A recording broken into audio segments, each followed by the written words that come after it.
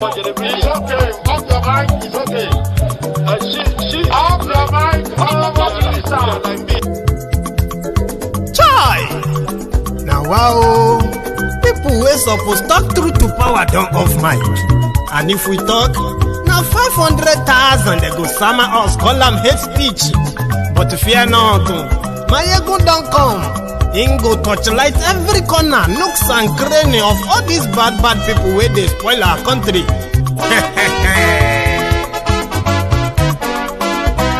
So my people make we laugh, oh, yo, yo.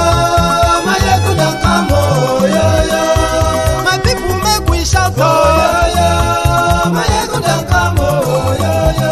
Maiyegun don't come, man of the masses, oh, yo, yo. Maiyegun don't come, oh, yo, yo. Maiyegun diary Politico, yo, yo. Maiyegun don't come, oh, yo, yo. This one not the off in mind, oh, yo, yo. Maiyegun don't come, oh, yo, yo. And in the touchlight every corner, oh, yo, yo. Maiyegun don't come, oh, yo, yo. Okay, some people be they holla say they want the power. Chai, them be promise us say we go get light and power. Nah. Them hustle sote they can't get the power. But now they know they do anything with the power. Every day, dollar just they get the higher power over naira. See them talk say make we off mind, but thank God say Maiyegun don't come. So my people make you laugh, oh, yo, yo. Maiyegun don't come, oh, yo, yo. My people make we shout, oh, yo, yo. Maiyegun don't come, oh, yo, yo. Maiyegun don't come, man of the masses, oh, yo, yo. Maiyegun don't come, oh, yo, yo. Maiyegun diary Politico, oh, yo, yo. Maiyegun don't come, oh, yo, yo. This one not the off in mind, oh, yo, yo. Maiyegun don't come, oh, yo, yo. Person where they do evil, no one make person talk. Them say that Maiyegun, that man too they talk. He too they talk. Say Maiyegun diary, he they hot like pepper. But every day then they take money in bulk. Woman picking, they the street they hawk. Still them talk say make we no talk. But thank God say Maiyegun don't come. So my people make you laugh, oh, yo, yo. Maiyegun don't come, oh, yo, yo. My people make you shout, oh, yo, yo. Maiyegun don't come, oh, yo, yo. Maiyegun don't come, man of the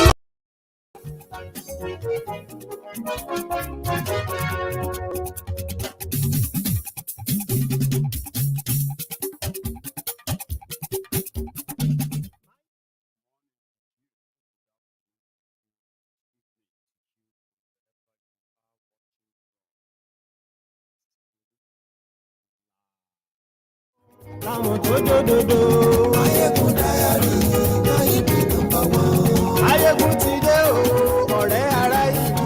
Maiyegun diary, Maiyegun number one. Lórí Facebook, lórí YouTube. Maiyegun diary, Maiyegun number one. Gbogbo bó ṣe ń lọ ni Maiyegun já wa sí. Maiyegun diary, Maiyegun number one. Àṣírí ọ̀jẹ̀lú kì í bò níbẹ̀ o. Share the broadcast. Invite your friends. Invite your not so friendly friends.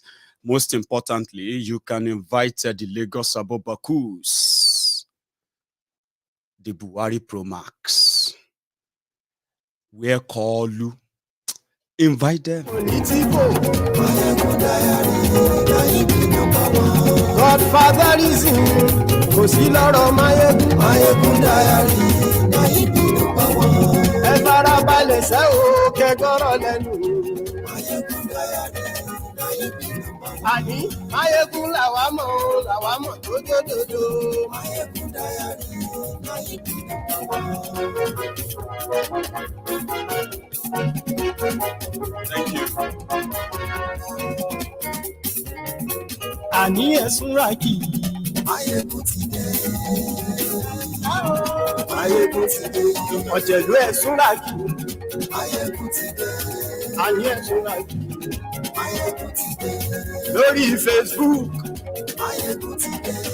Àní ẹ̀sùn rà kì í. Maiyegun ti dé. Lórí YouTube. Maiyegun ti dé. Àní ẹ̀sùn rà kì í. Maiyegun ti dé.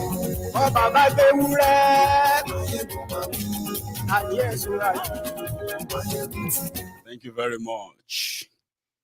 Again, good afternoon to you, good morning to you, good evening to you from wherever you are watching from.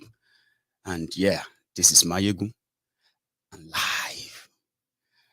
So it's been a kind of a bit of a break, especially because of, my daughter's Thanksgiving in Glasgow 2 days ago. So where I would probably prefer to start from by thanking everyone who supported us.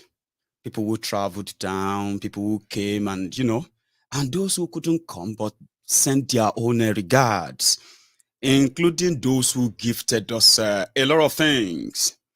I have so many names to thank, but I'm just going to say, if you are watching me right now, I want to say a big thank you to every one of you who have supported us. Leila Yewande Moreni KG Badero, my daughter, is now a member of the community, where you can say, well, when you see me next time, you can always ask. But there are some certain people that kind of have to say, hey, thank you to you. You see, I got a special, message from the Yoruba UK Central. They wrote a very beautiful letter to my family, and they also gifted Leila our first, deposit, bank deposit. So they sent us money, and we are so grateful for your kind gesture, Mrs. Olaoye. Oh, I mean, I had so many wonderful people who came around, but you see, Mrs. Olaoye, who had to travel down from London, she was a special kind of a guest who made a kind of a special, everlasting impression, not just on myself, but my entire family, including my own friends around as well. So we are grateful to you, ma. She delivered the message of the Yorubas in the UK, the message from the Yoruba UK Central. So, and I've spoken to where's that my letter again? Yeah, I've spoken to I've spoken with the secretary, the trustee. That will be the what do you call it? Dr. Isaac. Okay, I spoke with him earlier today as well, just to show our gratitude for the kind gesture as well. So, to everyone who supported us, to those of us who also reacted on social media, thank you to every one of you. Prince Jejeman, who also traveled down from London, was with us for 2 straight days. And the prince. I thought I'm taking picture. I don't know if video is rolling. Yes, so this is Prince Jejeman, live from Glasgow. Yes, it's happening here. This is Maiyegun General. Today he's having his party. What is it called? Yes, Thanksgiving party for the newborn baby Rela. Later Badero. So we are here today to come and grace the occasion. I'm all the way from London to Glasgow because Maiyegun is a special person to us. He has been a friend of Oduduwa Nation and Biafra Nation. He has been a friend of those, how would I call them? Yeah, the voiceless. And he has been a voice for those who cannot speak for themselves. And he stands with the truth. That's why I have a song that says, Maiyegun na number one. Maiyegun na number one. Oh. Every other numbers na don't bring. Maiyegun na number one. Every other number na dangling number. Maiyegun na number one. If you want to know the truth, Maiyegun diary, what you say? If you want the Coco story, Maiyegun diary. Maiyegun man of the people, Maiyegun no get to say. I will stand there with the people. Presido Barufi o, alias Ora. Prince Jejema. Thank you so much to all of you that are too numerous to mention.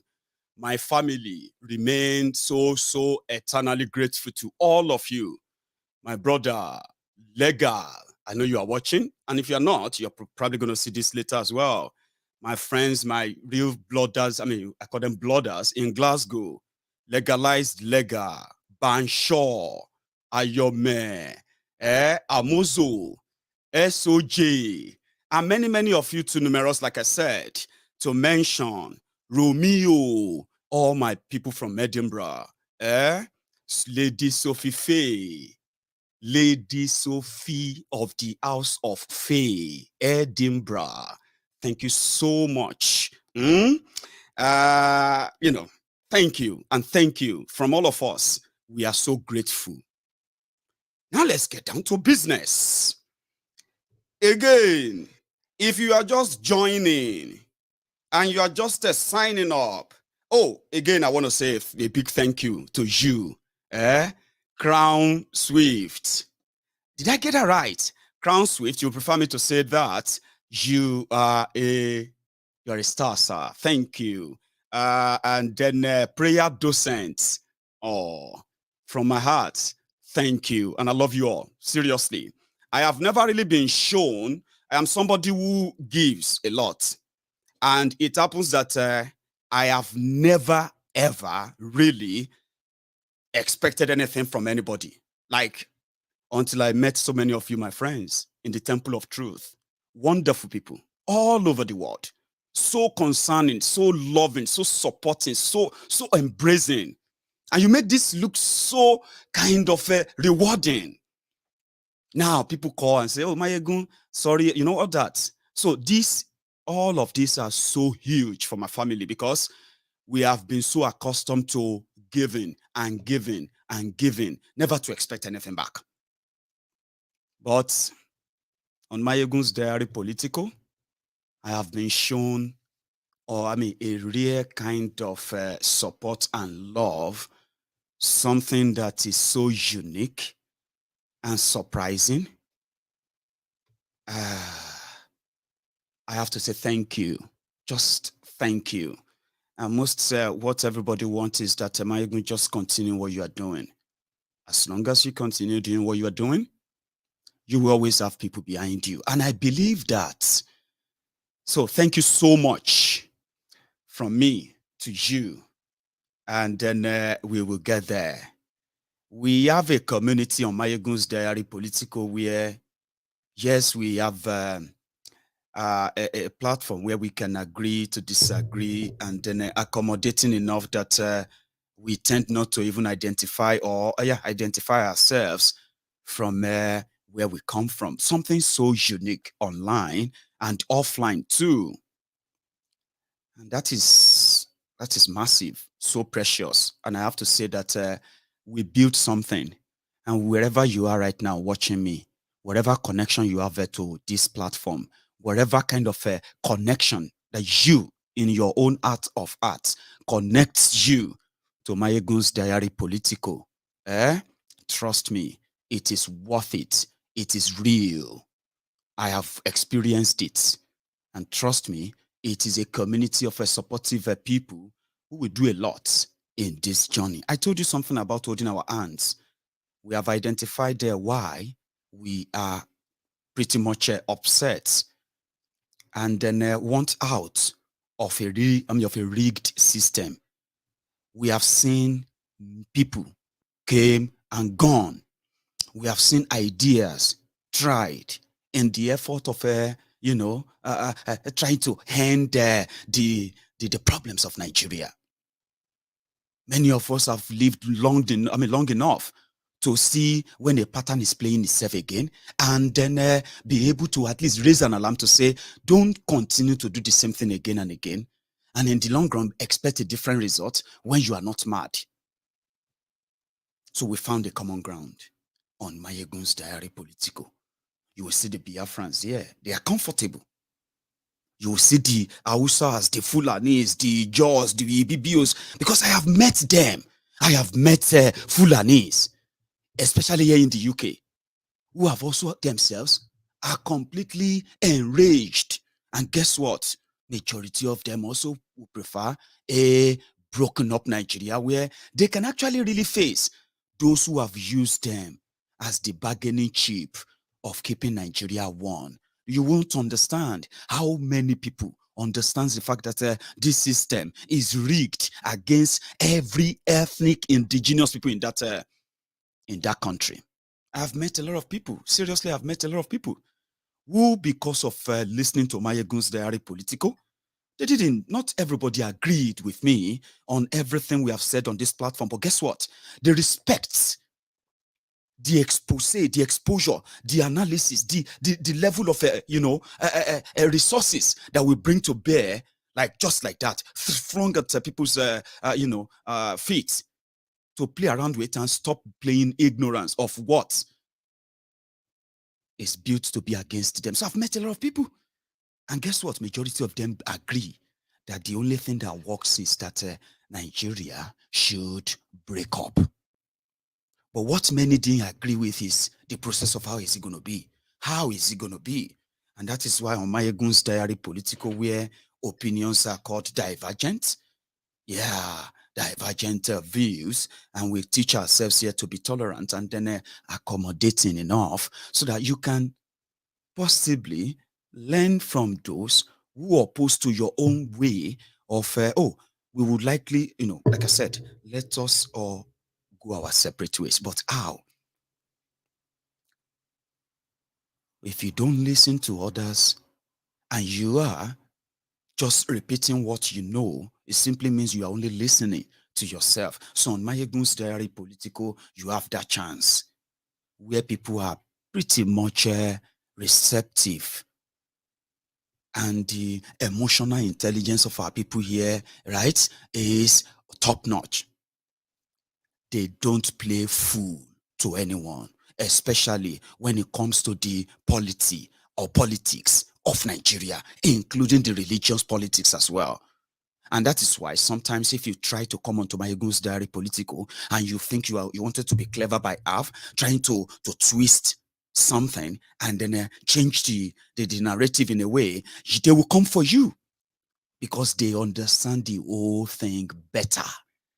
What we do on Maiyegun's diary Politico is pretty much like a lecture room, something to keep watering that your subconscious mind, your conscious mind, so that the criminals who brought us to this state of disrepute, this state of despair, this state of collapse, they will not have a chance of planting discord inside you, planting lies, planting manipulation, which they have done for decades.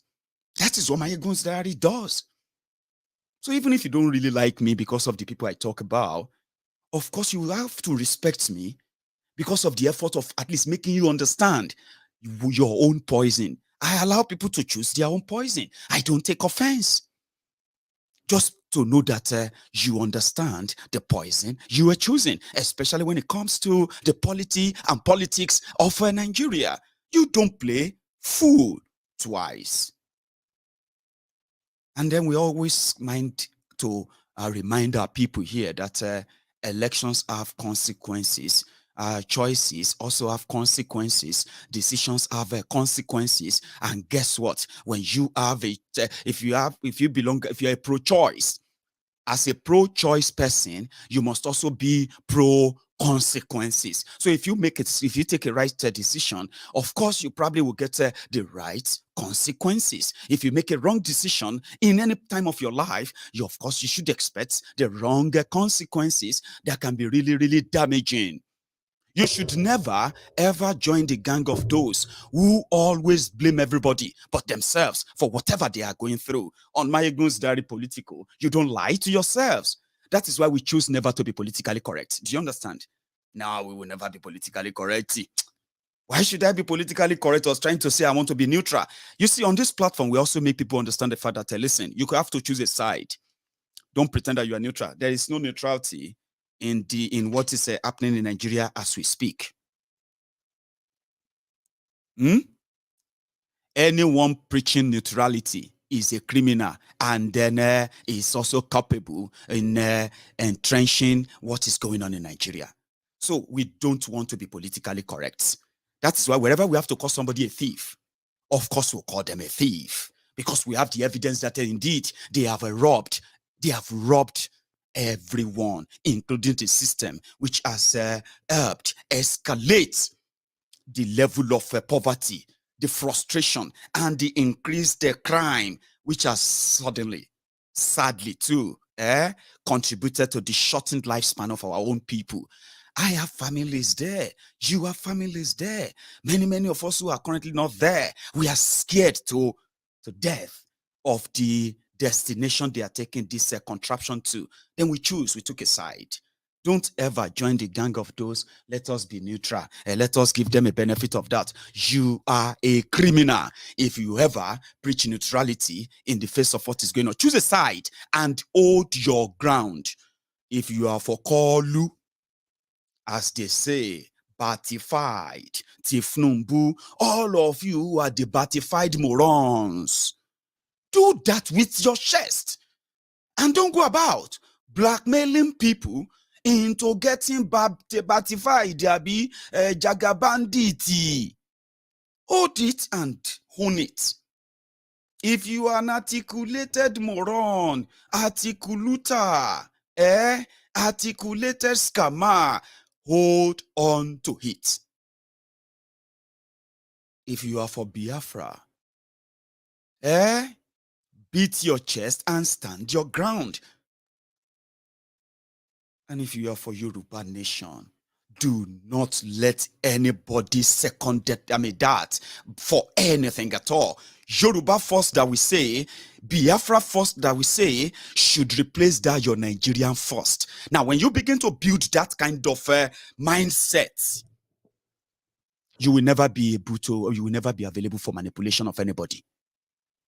So that when somebody comes and say, Nigeria is a country, we need to work together, we need to do this and that, just ask them, are you one of the Lagos Bakus? Be proud and do not confuse us, please. And do not tell us you love Nigeria. Don't lie to us. You guys can't be that dumb and then expect the rest of us to be that stupid. Just be proud that you love the contraption the way the APC, the way they have made your lives. Do not blackmail anybody to believe in a slavery that is mental and not physical. Own it. Hold your ground. And don't drag anybody into it. Same thing to everyone.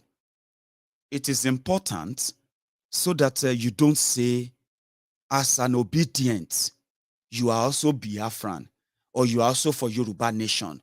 But this Obi movement, is so, Baba, this whole thing is confusing, You know, Obi is also against it. Baba, listen, I am pro-choice. Same way I am also pro-consequences. Like I said, my job is to probably make it so simple for you, for all of us, as we are all learning anyway. Nobody is, what do you call it? Nobody is, what's it they call it? It's in a mountain of knowledge. Nobody knows it all. I don't even know Jack. But you know where I get angry and I disagree? It's for you to tell me that even though I don't know much, but you see that little I know, you can't tell me, say, no, you know, mean, forget it. No, that you don't mean anything without giving me something that actually means something to replace what I know. Now, there we go disagree. I am pro-choice. But you need to always scrutinize your choices. I choose Yoruba nation anytime and the interest of the Yoruba land. But guess what? The people who are also going to be talking to you about Nigeria, they will tell you that they also believe in Yoruba so much. They believe in this and that. But guess what? When you begin to ask them questions, you realize that they are pro-Nigeria. And you sounding that you are a Biafran is kind of condescending and demeaning, and somehow it is always triggering that fourth line, the lies that they love to bury, with the ones they bury under and they put, I love Nigeria, I'm a patriotic Nigeria is this and that, I love my this and that. But guess what? It is like a mask. Somebody who love Nigeria or one Nigeria as they claim will never be offended with somebody that says, I love Biafra. We should never be offended with somebody that says, I love Yoruba nation. But do you know why? The person that is also a Yoruba man or an Igbo man will feel offended for you saying, I believe in Biafra more than Nigeria. I believe in Yoruba nation more than Nigeria. They should not be offended because Biafra is currently part of Nigeria. Yoruba nation is currently part of Nigeria. Which simply means when they say one Nigeria, they are saying they believe in one united Nigeria where Biafrans, the Yorubas, all the ethnic nationalities agree that they are united one Nigeria, something that nobody can prove. Do you understand? So that's why they get offended when you say, well, I'm a Yoruba man, I'm a pro-Yoruba. Say, but listen, I'm a Yoruba man too, but Nigeria is our country. It's a big place. They can't say more than that. Nothing, no substance, nothing. So Maiyegun's diary is pro-Yoruba, and I want you as a Yoruba man to always know this, that it is a thing of pride, and you should never be ashamed of it. You should never, ever be shy. Anywhere you are, even when they are talking about their Nigeria, you should let them know, take your stand and say, I'm a Yoruba man. We are part of Nigeria right now. And then talk more about Yoruba. Do you understand? Because normally, for you to know that there is no one Nigeria, it is all lies, right? That is why somebody will claim to love Nigeria, a great country, we must all work together and come together and work. You and we working and coming together. Then they get offended. So pro-choice. Peter Obi is here. Our brothers are joining them. This and that is their own political choice too. Do you know that? Choice. But you, who understands the concept of choice and the consequences of your own choices, then it is now your own option to say, do I want to really waste my time in trying to help crush a system that has divided us so much that people are scared to even come together and discuss the differences of Nigerians, including political, religious, and every other difference that they have, to discuss them, start a new course, reach an agreement, a resolution that is a nationwide before everybody can now say we are one Nigeria. Why are they afraid of having that conversation? Because Nigeria is never one. Everything is abracadabra. The more you look, the less you know. Abracadabra. So it's you knowing all of that. Now, if you now choose that, hey, Maiyegun, listen, look at this Obi thing and all of that, I'm going to join them. It is your choice. You don't turn around and say, man, this whole country, honestly speaking, we should all break everything up. Why did you leave the camp that you knew why you chose to say, I would never be part of an arrangement that is going to validate a prearranged, corrupt election process, no matter what the frenzy is right now, no matter what it is? You know the truth. what these young men and women are pushing in Nigeria today, is pretty much like challenging the system that they know is completely rigged. But do they have all the information? The answer is no. But can they stage a surprise? Well, the answer is also what? Maybe. But should you be part of them or should you not be part of them? Now, that is your own choice to make. And you know one thing, I guess I said as well. Nigeria is done for. Do you understand? It's done for. The rogues that brought us to this stage, they have their followers too. They have those that are working like round the clock to manipulate the young, the old, to buy you off. But listen to this.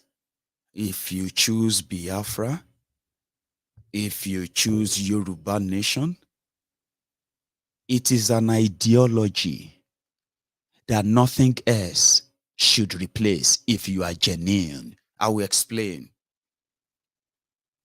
The reasons why myself as a Yoruba man would never lie to myself or deceive myself that the rogues parading themselves as political players and political actors in Yoruba land, which is the southwest Nigeria, they are Yorubas, 100% Yorubas in this their demonstration of grace for 23 years, ladies and gentlemen.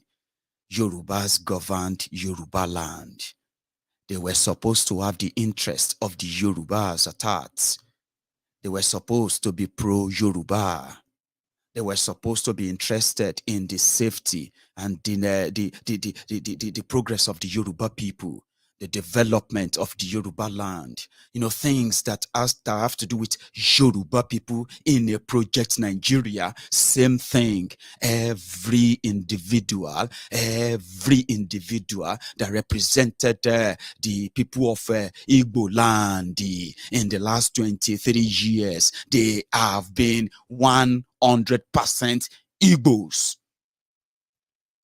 Or like the Yorubas, for 23 years, they chose to underdevelop their land. They chose to underdevelop our people. They chose to subdue and subject our people into the perpetuity of poverty, something that is man-made. For 23 years, there is no single one of them who has the interest of the Yoruba people at heart. None, anywhere, none. For 23 years, there's no single one of them who has the interest of the Igbo people at heart. Now, because of their failure, because of their collusion with the system that depraved our people, the good things of life, like education, the real weapon of liberation, so to say. Educated mind is a rich mind. Educated nation is a wealthy nation. Excuse me, for 23 years, these rogues who speak Igbos fluently, who were speaking Yorubas fluently, they had no interest of us. They had none of our interest at that. So I belong to the category that believe that if indeed you believe in Yoruba land and you believe in Yoruba people, nothing else can take that away from your heart. And guess what? There's nothing that will attract you to this system. Their election, their campaigns, their politics, their government, whatever, anything at all will never attract you to this system. So they failed us. It is through their own failure that has now pushed our people more into the camps of those who said we are done for. And if nothing is done ASAP, our people will pay a lot of supreme prices. Our people will die. Put it mildly that way. Until tomorrow. That is why somebody like me, a Yoruba man, would now tell you Tifnumbu is a thief with evidence. those who contributed to this backwardness of Yoruba land, those who contributed to the underdevelopment of Yoruba land, those who contributed to the impoverishment of our people in Yoruba land, those who contributed to the economic ruin of our people in Yoruba land, those who exposed us in Yoruba land to the hands of invaders who are now untouchable because we are still part of Nigeria. Those who made us this vulnerable, they cannot blackmail us into giving them another validation because they have proved to you and me that they don't have anything to do with Yoruba land. But you are not paying attention. They can continue to lie to you about Nigeria in 7 years. That's why when people are talking about Tinubu's certificate, I'm like, why are you wasting your time? Why are you even debating his school certificate? Is it today? As so many of you, that's one thing I'm talking about history. Tinubu, you see all this Indomie generation, right? All these children that were given birth to from 1999 to now, most of them, right? We call them Indomie generation. They have no idea. They don't even know who Tinubu is. They are reading what their colleagues and mates are sharing. Some of them are product of the poverty that these guys have created. But look at this, right? Even if you know go school, okay? Even if you know go school, even if you know get sense, everyone, see, people get sense. So now it's just that not be everybody they use their senses, all right? So even if you know go school, you know get sense. Open your eyes. You are not blind, Abby. If they are lying to you, should you lie to yourselves? Education of Tinubu is even not the real thing for now. But I'm coming back to that. In 7 years, so 7 years, look at this. They say your GDP per capita. Ignore that one, no, they put on for dollar. Ignore them.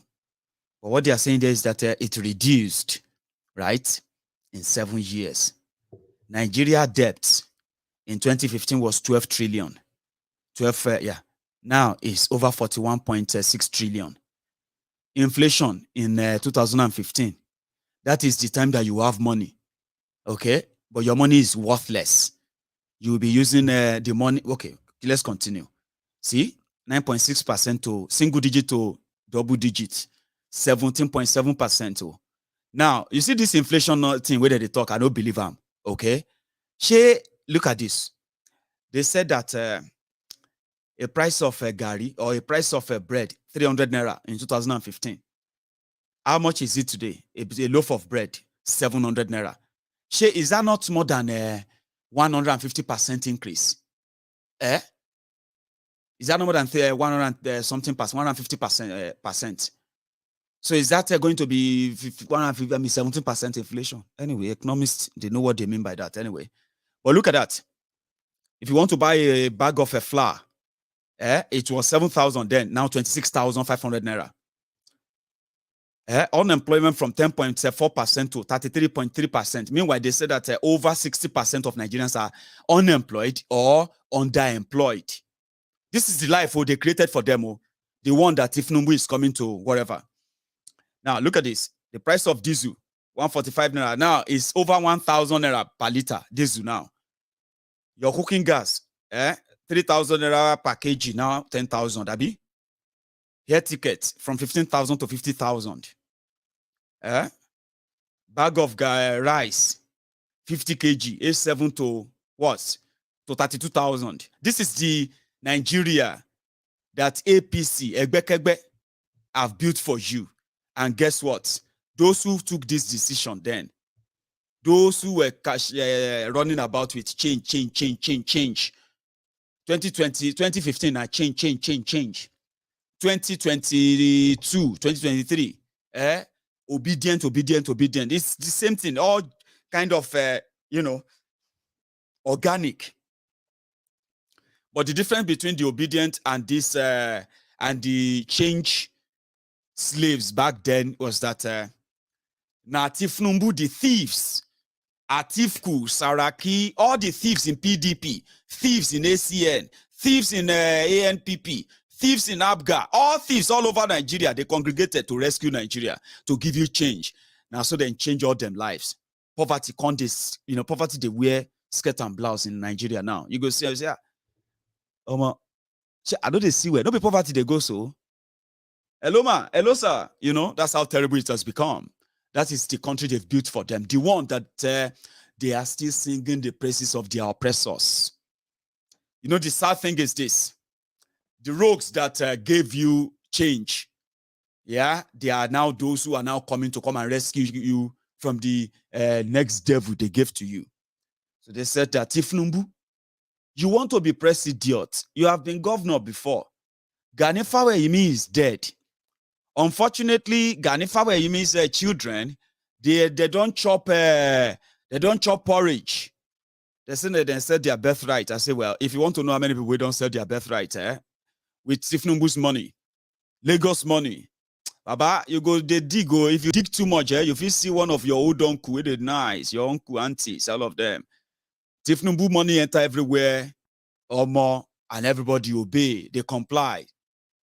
But the only person who no obey or complied was Chief Gani Faweyimi.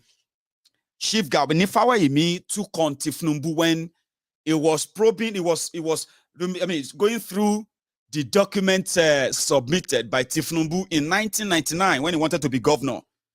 No wonder that in 23 years, Lagos Agberos are now driving. They are now driving 2022 automobile. Some of them will soon begin to buy private jets now. Agbero came and he became the governor. One single person with brain to challenge the thief was Chief Gani Faweyimi. He was pleading, doing that. But it doesn't seem like there will be anyone that's going to take him up now. But again, this is not a make-up story. Tifnumbu said, he went to school. I did go to school. How can I not go to school and become an accountant for ExxonMobil? They said he works for ExxonMobil, right? How can I not, The thing is that Tifnumbu did go to school. So don't join them and believe that he no go school. He did go to school. But the story long. I will tell you part of the story. You see that Tinubu where you dey hear so? The story behind it be say, now one old man will be police officer for Lagos. Where Tifnumbu, this where they be Bola Ahmed, had Tinubu to ram. He was working and assisting this man, but before then, he was in Ibadan. But he was under a different name. But the first name is Atonda. Atonda Shangodele Abina Shangolere. Help me. You know what came to my mind? I'll tell you the story, don't worry. Something came to my mind, I just want to smile. Like, I've missed Maiyegun's diary, Politico, and all of us here. So tell me, is it Atodash on Godele? Abi Atodash on Goleri? Oh yeah, let's communicate. Help me. I will not allow you to. Help me. If they carry me, they go. We are not know. Help me.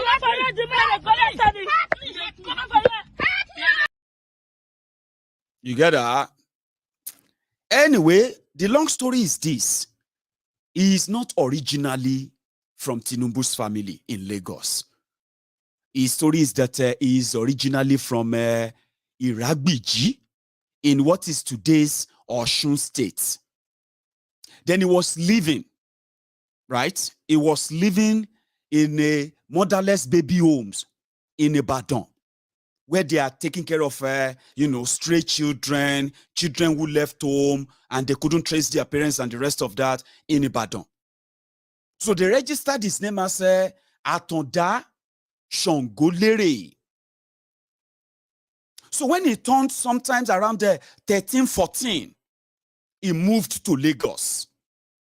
When he moved to Lagos as a houseboy and assists, somebody who assists people here and there, that was when he met with this old man in Lagos. They said that police officer. But some also said he didn't just come to Lagos. They said it was the Abibatu Mogaji, who was known as his mom, who adopted him from that Ibadan, brought him to Lagos. She's a trader. She was a trader then. So different stories. So that's why the people said Tinubu's story no straight. Nobody know, too pure, except for this original one where they tell you now, this original one. It means that when he now got to that place, they said this old man. Some people they know the name of the man. Oh. This old man, a former police officer, had a daughter whose name started with Hey. So when that daughter died, Tinubu changed his own name to Bola. That is why if you read Tinubu's name, you see instead of H-A, like Ahmed, his own is Ahmed. A-H. So that he can take on the identity of the old man's daughter. A woman. Serious story for you. So that was how he became Bola Ahmed Tinubu. That is why it is difficult to find his mate that they went to school together. Because if you want to look for Tinubu's mate in Ibadan, back then, they didn't know him as Tinubu. He was Shongolere Atonda from Iragbiji, Nipinle Osun. There's nothing bad in being adopted and all of that. Okay, so to so many of you who are pretty much wondering why. I mean, he's not that daft. Alaye, you cannot not go to school or do some little education here and there, and work for companies just like that. Though you can forge certificate, but you need to be able to read and write as well. Do you get that now? So that's the story of. That's why when you say Tinubu, they say, oh no, it doesn't have anything to do with Lagos. So nobody for Tinubu family know him. For real, true life story. Nobody in Tinubu family knows him. Do you get that? But if you see any Tinubu family in Lagos that is now clinching with Tinubu here, now those one we believe they then smart. Oh no, although it's not from our family, but why now? Which level? We see, I mean, Tinubu is Tinubu, so we can validate it for him and say it's our family member. But for real, nobody can really trace him. Abiba Mogaji is not married to Tinubu family. And Abiba Mogaji is his mom. Abiba Mogaji adopted him, right? And there was never a time that Abibatu Mogaji married to any Tinubu family. Never. There's nothing like that in a record. Do you get that now? Which means there was never a time that Abibatu Mogaji and the one Baba Tinubu adopted Bola and they named him Bola Ahmed. No. That's the true story. It was pretty much like, I like this one. And he just took the identity of that man's daughter. But fine. So if you are looking for his education, this and that, nobody say no to go school. But if they ask him in present time, na different name. So when they ask him at INEC, about no one story, just tell them, say, the thing be say, when I was an exile. I was an exile, and then, see, this is Tinubu's form. The form is submitted to INEC as APC, Egbekegbe's candidate. Do you get that now? So, this is affidavit. Tinubu, tell us where them born you, which year them born you, which school you go to, how it be, what can we do to know our next president, so that it will not be Buhari Pro Max. At least we better know person we want lead us now, be. At least all of us we sit there here, we say we no go agree. We no want to be part of Nigeria and the rest of that, yeah? At least we still gonna see Buhari or see Bokuari. He is your president today, hunting everybody down, won't kill everybody here and there, be. So this is another call you want to bring. Want to say, he's a Yoruba man. We know him very well. The most dubious character to ever lead anywhere is Tinubu and his own agent everywhere. They know what I'm saying. And he attracts them so much because he's their Lord and Savior too. When you see somebody will be the Lord of the underworld, Baba, which school you go? Education. The person that is coming to come and reverse back the failure of Buhari. He said, well, I went on self-exile from October 1994 to 1998 when I returned and discovered that all my property, including all the documents, blah, for his own, my qualification, my certificates in respect of paragraph 3 have what? They have been stolen by unknown people. Oh, mo baba, eleyi deep. Abba, they say where is qualification. You say unknown gunmen. Oh, more unknown gunmen have been existing since when? Since 1998. This is what he told Ganefawa Imi as well, right? And they were he performed perjury. You get that now? He lied. He wrote nonsense in his qualification. They started questioning it. Right? He said, oh, it was Afiku Yomi. It was Afiku Yomi who filled the form for me. It was Afiku Yomi who lied that I went to Chicago State University or University of Chicago or University of Toronto. Baba, calm down now. Now, Baba no won't do any mistake again. Like another Ganefawa Emi will just come and say, hey, he's a liar. He's a liar. They no catch out 20 years ago. He managed to escape, do out of court settlement. Oh. The way they want lead now. Oh, yeah, grab him. Grab him. You know, even well, not, but not to shake him, no die for your hand. Oh. Now call you. He quickly just put question mark, and say, I don't get anything. They don't steal all the document, Baba. You feel you are a big part. What do they call it? You are a public personality, presidential personality, the Godfather. That school, they will bring the school out and say, oh yeah, print another form for him. All the document that have gathered their dust on their shelves in different schools, they will open everything. They will bring your document out. They will print you another one. So all of you should forget about education and the rest of that. You know that day. If you dig too much, now another person go be your presidential candidate. Oh. You go have to change name. Oh. Instead of saying you are batified, God knows what you have to tag yourself. Oh. Waiting go be Atonda Shangolere for president. You go have to change them. All of you when they talk, say they don't know Peter Obi, they don't know Peter Obi. Una go come, they have to explain to people waiting happen now. How the Batify turned to Shangolere. So if you ask too much for education, you are like pretending like he has something to offer you. He has nothing. They have nothing to offer you. Somebody said that once you bring in Tinubu, it won't take you 3 months before you will begin to miss Buhari. And I kind of believe he's old. Now let's calm down now, okay? Let's calm down. Make I just try and talk nice now, okay? He's an old man now. Okay, he should be taking care of himself. And it's not just an old man. It's not healthy. He's an unhealthy old man right now who deserves or should pay attention more to his own health. But you see, some of you will be saying, ijekuje lung paja. Ijekuje ba ilung pagun. Ijekuje that will kill many of you. We never let you say the truth. Now they said that they have smuggled him to France. You're Mr. President. For 80 years, you suffered under the breeding mannequin, the lifeless Megadi.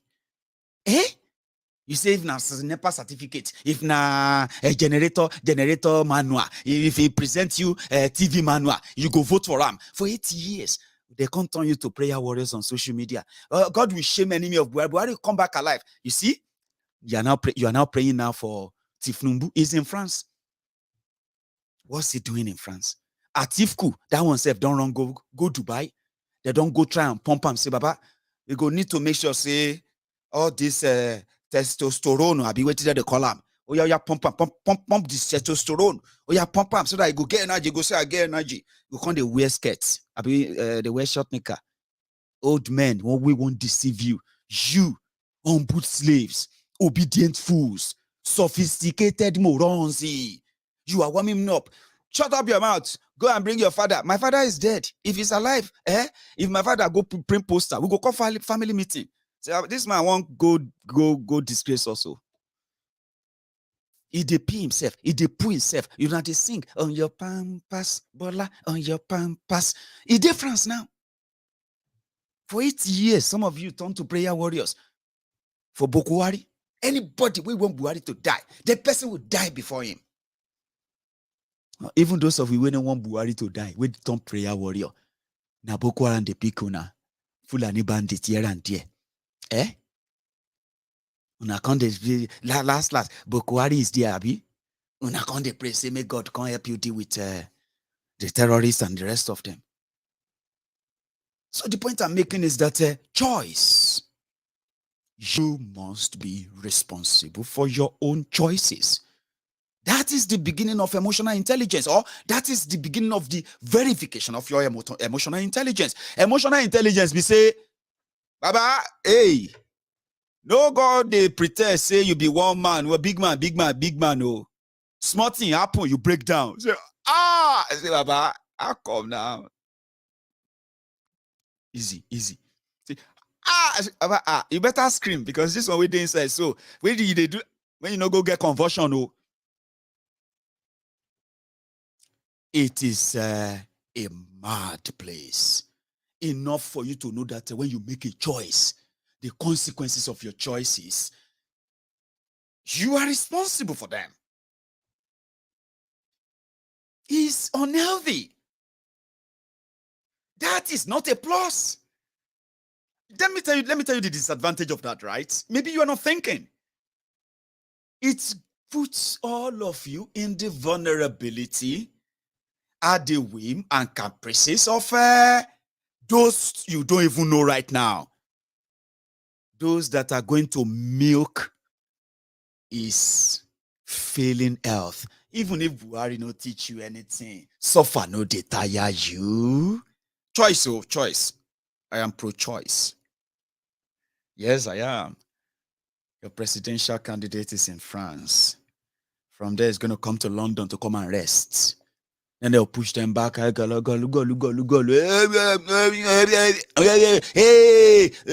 50 million youth. Hey, what are they going to eat? Agbado, cassava, and win. Hey. Then when the energy finish again, they smuggle them out again to go and recharge. See, if then they do you, now my old man they talk that, you know. My old man will be like, see, come here. I was very stubborn too. I know the hear what when I did small. I know the hear what like stubborn. And when I say stubborn, you know that kind of stubborn that they will be like, I only pray if he make this one turn out good. This one, this one belong to the street. You know, children, where you go see like this, go saniani, eleyi, oma she conductor last scene. You know that kind of stubborn. Anyway, I'll tell you more about that. So my old man first told me then that, see you.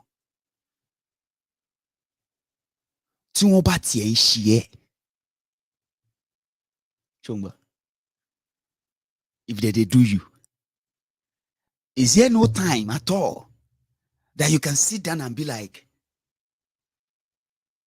I know well. I know well. And my old man, he was a very dramatic person too, like me, but very strict. It took me time to understand him, right? Come here. Even if they are doing you, Shola, you cannot use that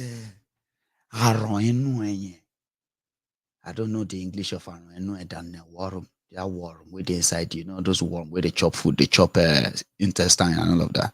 Anyway, can you not call them to a meeting and say, all of you come here, What is wrong with me? It's time for me to change. That's what I'm saying to you right now. Is there no time that you can just be like,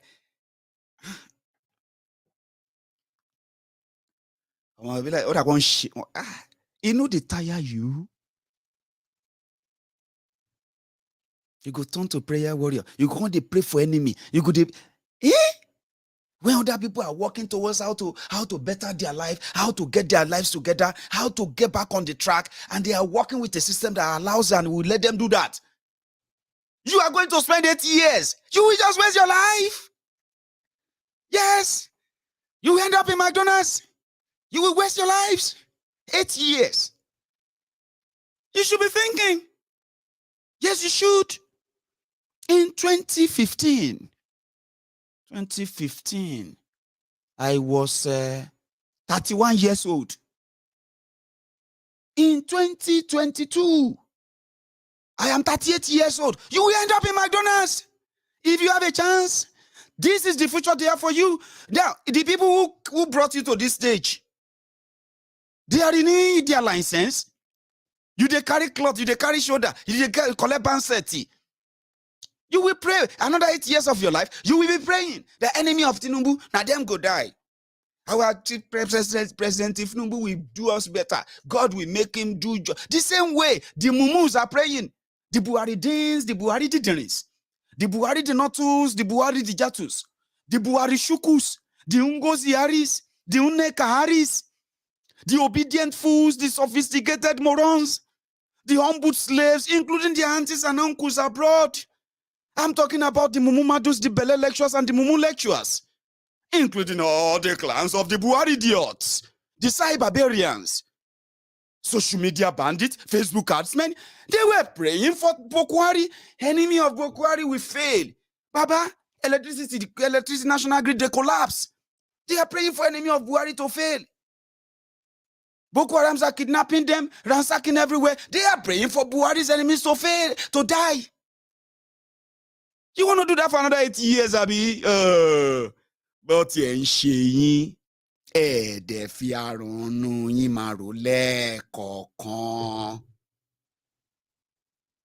just once in a while.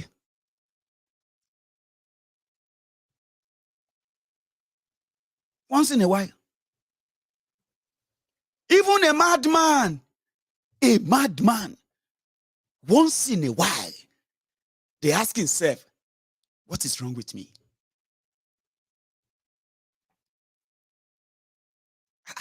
What is wrong with me?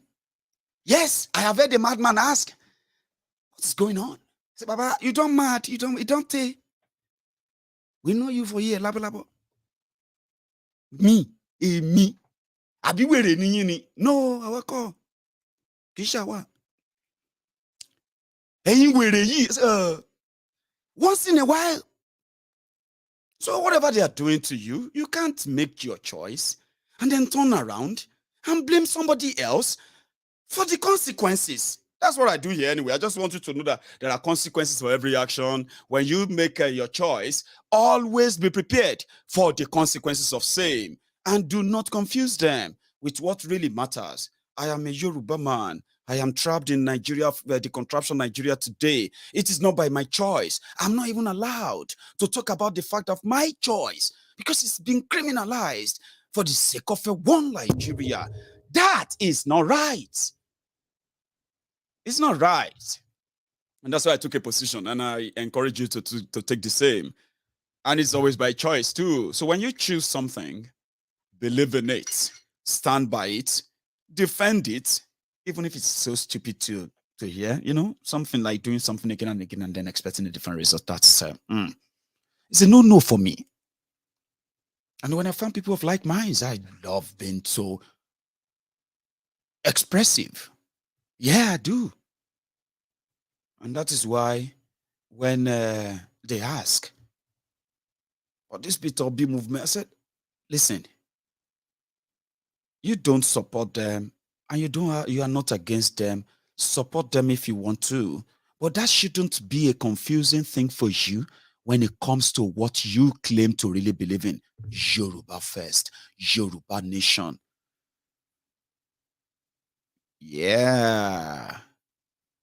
If you begin to say Yoruba nation should wait because Peter Obi is that means you are confused. Don't turn around and say, hey, it's because we just do everything is just so confusing. No, there's no confusion here. We're talking about choice and understanding your choices. I choose what I choose. You should know why you're choosing what you're choosing. If you drop Yoruba nation because of this current charade as it is, it simply means you never believed in it. You were just looking for something to hold on to because you are disappointed in Nigeria, isn't it? Yeah, there are many of us like that. You just want something to cling on to. Something. Just anything. We are going to go our different ways. Say, yeah, let's go. Biafra.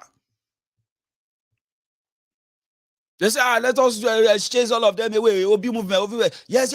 Obi movement. Say, but Baba, what's happened to Biafra? My friend, I'm still there. Well, this one is important.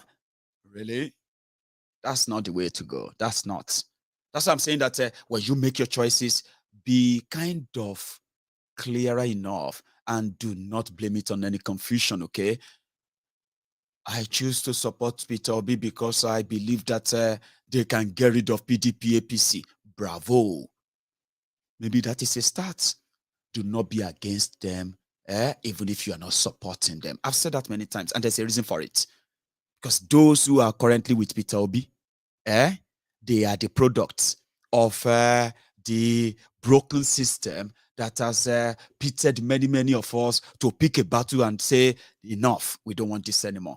You choose Biafra, I choose Yoruba Nation, some choose this, their Obidiot and the rest of what have you. But always remember, there is no confusion in paradise here, except for those who choose to confuse themselves. Do not be one of them, please. The gang of thieves said they came to fight corruption. But how could thieves fight thieving? They say, Maiyegun, it's possible. I said, how? Don't worry, you will see it when Buhari comes in. Then, the first person that became his chief pharmacy is secretary to the government of the Federation, SGF of Nigeria, Ogbologbole, Babashir Lawal. The Ogbonge grass cutter. Person will use the 240 million to cut grass around IDP camps, internally displaced persons, call it refugee camps. He used 240 million to clear grass where the people living inside the abandoned camp, they are begging on the highway to feed. That's the first person he appointed. Then on and on. Then boom, they just brought in Tanko Tekinikality, Babala Wayfair, the original plane driver. I'm talking about the Babalawo Sharia. They say go come and clean judiciary. Judiciary lati from where to where? Supreme Court to Nigeria. You are bringing Sharia customary court judge. Wallahi talai Ọlọ́run ní fire fún Tinubu àtàwọn tó gbé Buhari wá. Ẹ ṣàmì kẹgbẹ́ tó àdúrà mi. Lẹ́yọ̀ kọ̀ọ̀kan wọn ní kúre. They brought a Sharia judge. You don't know anything. The Mugu came in and like about, I call him Babalawo. If you see him, you would think say the one will be say maybe the chief priest where they follow or Nirisha. Or Babalawo if where they be say they know they to come out. I don't see the picture before, so it looked like him. I wish I could show you right now. Tanko Tekinikality. Ajoleni is a thief too. Well, they are all thieves anyway. They kicked out Onogan. Onogan is this Southern Chief Justice. Onogan. They said that there is a petition. Oh my show. Pastor Ruga, Ikene Shatabandu, Agboworin Baba Oja, the way that is a special advisor to Bokwari on condolences and then burial arrangement. He is a lawyer, Sansand, senior advocate of nonsense. is the deputy to Buhari. Attorney General of Nigeria was disgraced out because somebody said that they found dollars in his account. They now brought in a Sharia court judge, Babalawo Ife, Tanko Tekinikality. Tanko Tekinikality said that's where the name comes from. This is where the name came from. Oh. In 1999, they said INEC give us the register, voters register, and then the place you put the election results. So yeah, show us. INEC said, sorry, we know we save them for cloud now. We save all the data for cloud. Then one day it rained, and the data disappeared. That is a technical problem. I say yes, my lord, technical. So you mean all of the votes at Ifko, Buhari, everybody we voted for them, all the votes, you store them in the cloud? Yes, sir. Yes, sir, my lord. Yes, my lord. And then one day it rained heavily. Yes, my lord. And the cloud wiped the whole thing. Everything gone. Yes, my lord. No server, no server. Are you sure? No server, sir. You can't see it. Maybe you check all the river. Maybe it dropped somewhere. No, sir. It's gone. Gone. That is a technical problem.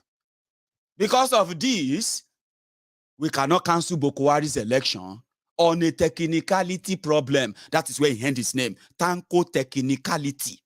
Go and read that statement, the judgment, and listen to what he said. He was talking about technical. It's a technical problem. It's a technical, and this it's a technical as well, and all of that. Technicality. Now, the technicality don't tackle everybody now. They talk, say, this will way they blow. All of you know they complain. He entered judiciary. Judge himself, don't they borrow money, enter bike. Supreme Court judges, so. I'm not joking. Yeah, they made an allegation against him, including the fact that since he came in, whenever they give the judiciary money, Tanko Tekinikality will use technicality to wipe the money away. I'm not joking. No. They had to give him a safe landing. Now they said that he need to go. Go and resign. Because he is from the Arewa Sharia North. They disgraced you from the southern Nigeria in their power play. Come on, why do you want to be involved in that? And none of that. They told him to go and resign. His own two sons, they've bought the APC, Egbekegbe's party candidate as you are watching this video. They were giving people cars. I'm talking about expensive automobiles. Children of a Sharia court judge who became the Chief Justice of Nigeria. Oh dear. Now they told him to go and sin no more. The news of thieves. Now they fight Boko Haram. Una know they use sense. Do you really think they are fighting? Are you paying attention? They are spending. Let me tell you something. In 2015, the budget of Nigeria for defense was somewhere around 1.4, 1.5 trillion. Now, Boko Haram, Boko Haram, kill Boko Haram. APC, Egbeke. Do you know that since then, the ridiculous budget that they read to you every year, 1/3 of that is being used to fund terrorism in the name of we are using it to fight terrorism. Serious looting. You know that the terrorism in Nigeria is now an industry, a big one. And the generals who are supposed to be the commanders for this whole thing, theater of war, blah, blah, blah, blah, babana business. Oh. It is so bad that these criminals in the mid, they are so rich. Buratai the butcher is so rich that they send a snake venom in the cell. Oruejo.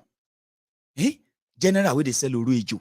Sorry if you are not. What did they call her for Igbo? Please, somebody should tell me. What do you call snake venom in Igbo land? And what do you call it as well in what do you call snake venom in the north? Tell me. Ahmed, are you watching? Oruejo. They say the person where they loot money to fight the terrorism and save the life of the cyberbarians. He's getting the money, making life better for himself, for his family. Suddenly, APC, Egbekegbe, the children of perdition, the humbled slaves, they said he's a big man, he has a big farm, a big snake farm, somewhere in the north.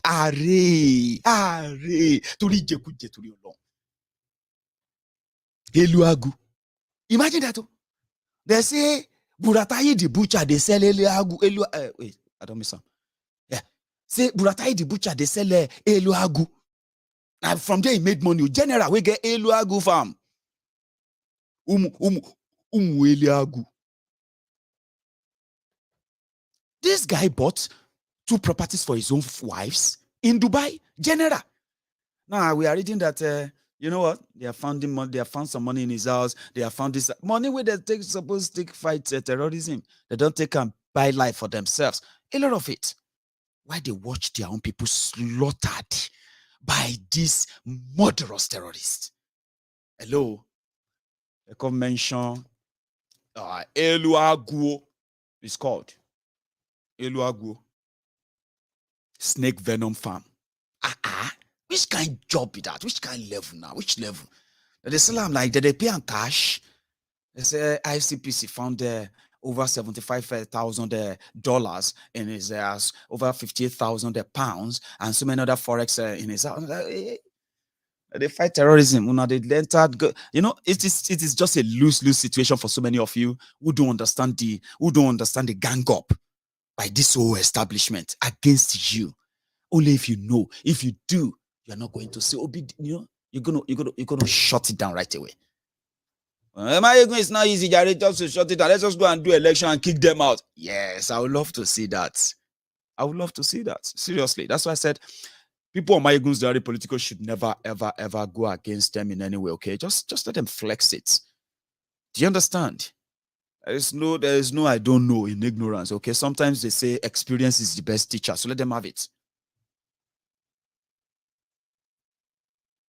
A thief who failed to keep people safe when he was the chief of army staff, but stole the money meant for the soldiers, the payment of salaries, emolument, encouraging, all of that. They stole all of that money. And they sent your own brothers and sisters to go and die in the hand of terrorists in the name of Nigeria. To make it worse, in this whole adventure, to show you how corrupt the Nigerian military have been, under these rogues, they bombed their own soldiers. I never see that thing before in my life. Or more. Nigeria military bombed their own soldiers. Imagine. They said, shot, guy, move. Okay. You are going to Zambisa. Coordinate 260 to aptitude 1,000 and get all of that nonsense location. Now your death sentence. Then they said you go gulag where they go kill you. A soldier. It happened. It's not something I'm making up. It happened. Not once, not twice, not thrice, not 4 times, not 5 times, not 6 times. I've lost count. Soldiers, they will send them on this coordinate, this side. Go left. Now from there, fighter jet could come. One soldier ran one day. He threw gun away. He made a video. He said,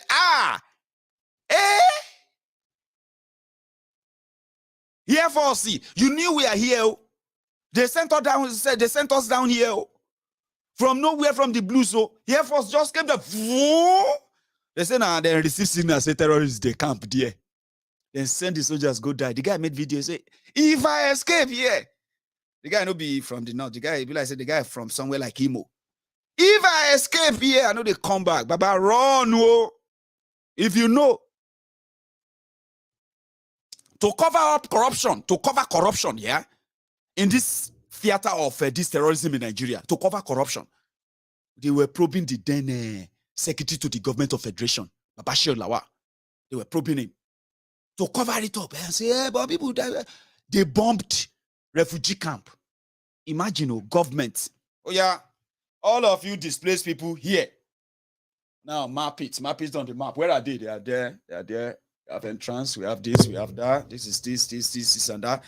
Security for them. Oh yeah, open. Oh, nonsense. Now, but sure, they took them.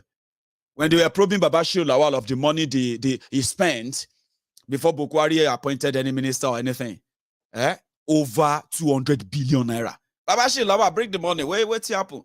Well, say, but we use the money to take care of people where Boko Haram kill. They went to a refugee camp. They bombed the place not once, not twice, 3 times in a day. They said a mistake. They received an alert. Alert. You people have seen them there. You know they are there. So if they say Boko Haram, they come there now to kill everybody, including including those who came there to help people. It's not a mistake. You made the mistake once, you made the mistake twice, you made the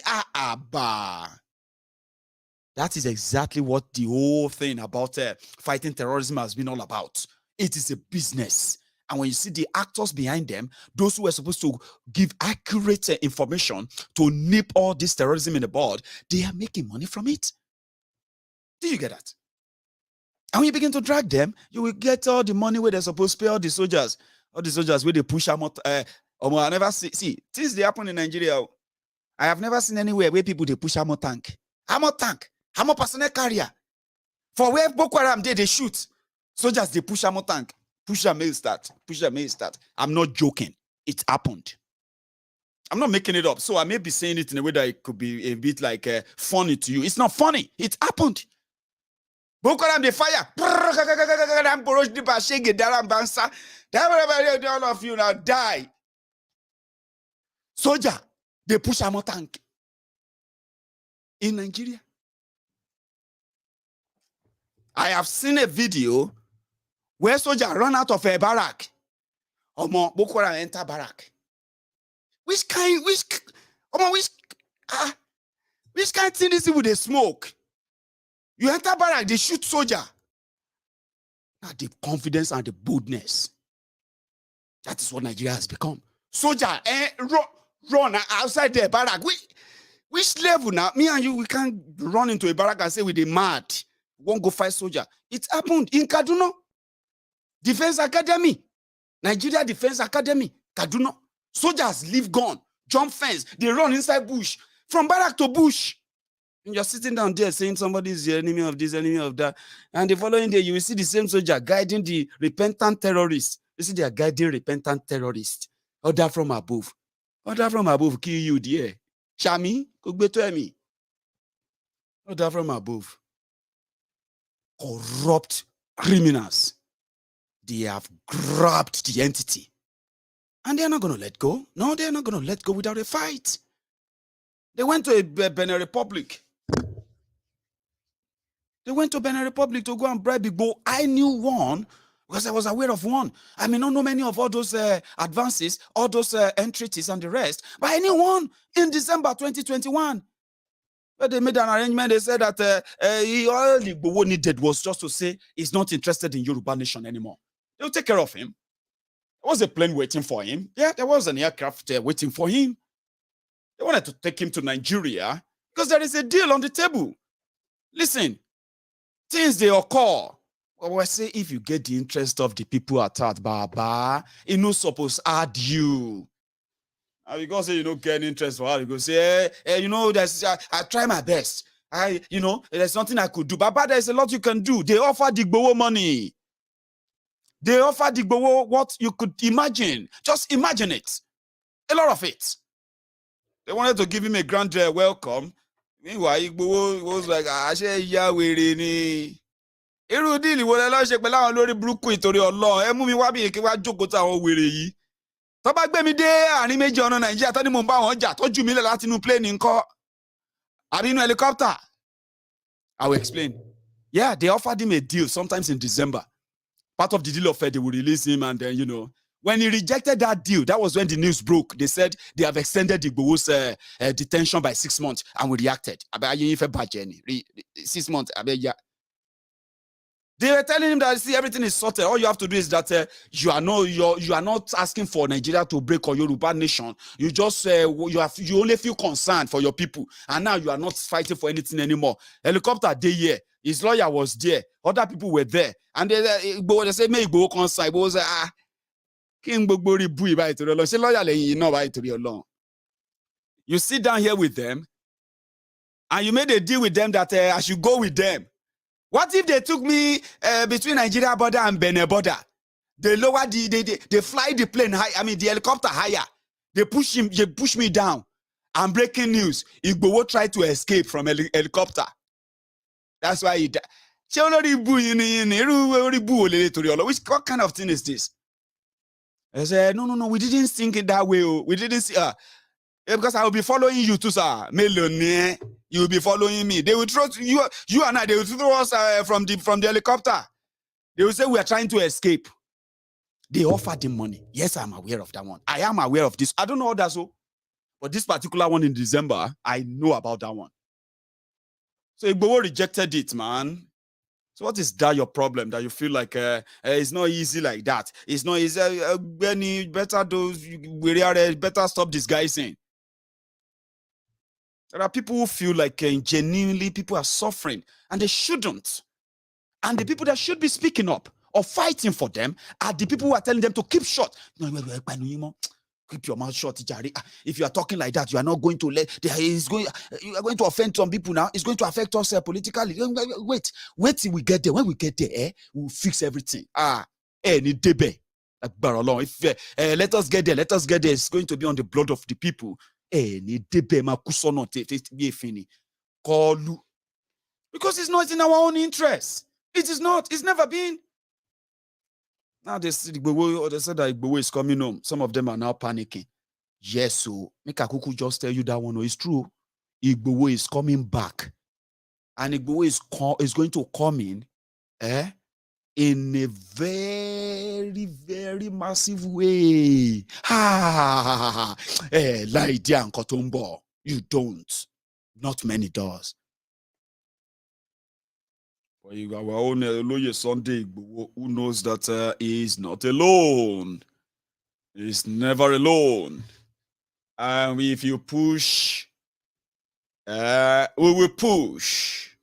And that is why I am going to, I am going to incredibly tell you now that, listen, there's no confusion, okay? The Peter Obi movement is a very good thing, I have to say. Just the same way I explained to all of you then that Omoyele Sowore is our own brother here. He is completely against the system and he has proved himself over time. But he's never appealed to these young people enough to probably make it kind of a balance zone like that of Peter Obi. Whatever they do, remember it's their choices. You don't need to fight them. You don't need to enemize them or what have you. You know what I mean now? You just need to at least be like Maiyegun, let them know that it looks so good on paper. It sounds so interesting when you talk about that. The optimism and the anger and the rage that is being directed at those who orchestrated them is nice. But the bottom line is this. The system always wins, even when you think you've won. And if you don't understand what that means, maybe you should just remember that of 2015. A lot of people were so confident. Oh, man. A lot of people were so happy. A lot of people were so hopeful because they lied to them about Buhari. And every truth that they were told about Buhari were rebuffed, were ignored. Every truth about Nigeria that they were told were completely ignored. And guess what? It didn't even take them 4 years to know that this Nigeria is all messed up. There's nothing that is happening today that has never happened before. Some of you are just not so kind of, interested enough to know that it is not new. Oh, the optimism, enthusiasm, and the rest of that. Oh, it's going to be so much interesting. But the only difference is that this is being championed by a demography that has completely, let me put it, a demography that has shown enough anger towards a system and realize that this is their own last shot. A sort of an arrangement that doesn't involve all the known money bags, thieves, rogues that you can come across is pure enough, okay, for those who choose to go with them, right, to at least be respected. I'm saying this to all of us here now. It is not confusing. It doesn't take anything away from us. What it does is that it simply means that we should all stop waiting for them to act or do something. we too should start acting. And I mean, we should be out there too. And I've said this many times, and that's exactly what we are going to do. I am going to help ourselves here that we are not going to feel like they are in any way distracting us or they are in any way obstructing us. It's just for us to say we need to hop our games, because the whole scenario right now is flooded with people who are indeed in disagreement with the system. So what are we doing to get them on our side enough that at least we can stage an upset before the main upset that they are pushing even come to light? I believe in that. And that's why I said that we are not going to just be talking anymore. We are going to be acting. I am back. Yes, I am back. And when I say I'm back, I mean there's no more party. There is no more plan. Family engagement that would not make me complete this mission now. Yorùbá Rescue Fund, ìgbìmọ̀ má jẹ́ kó bàjẹ́ ilẹ̀ Yorùbá.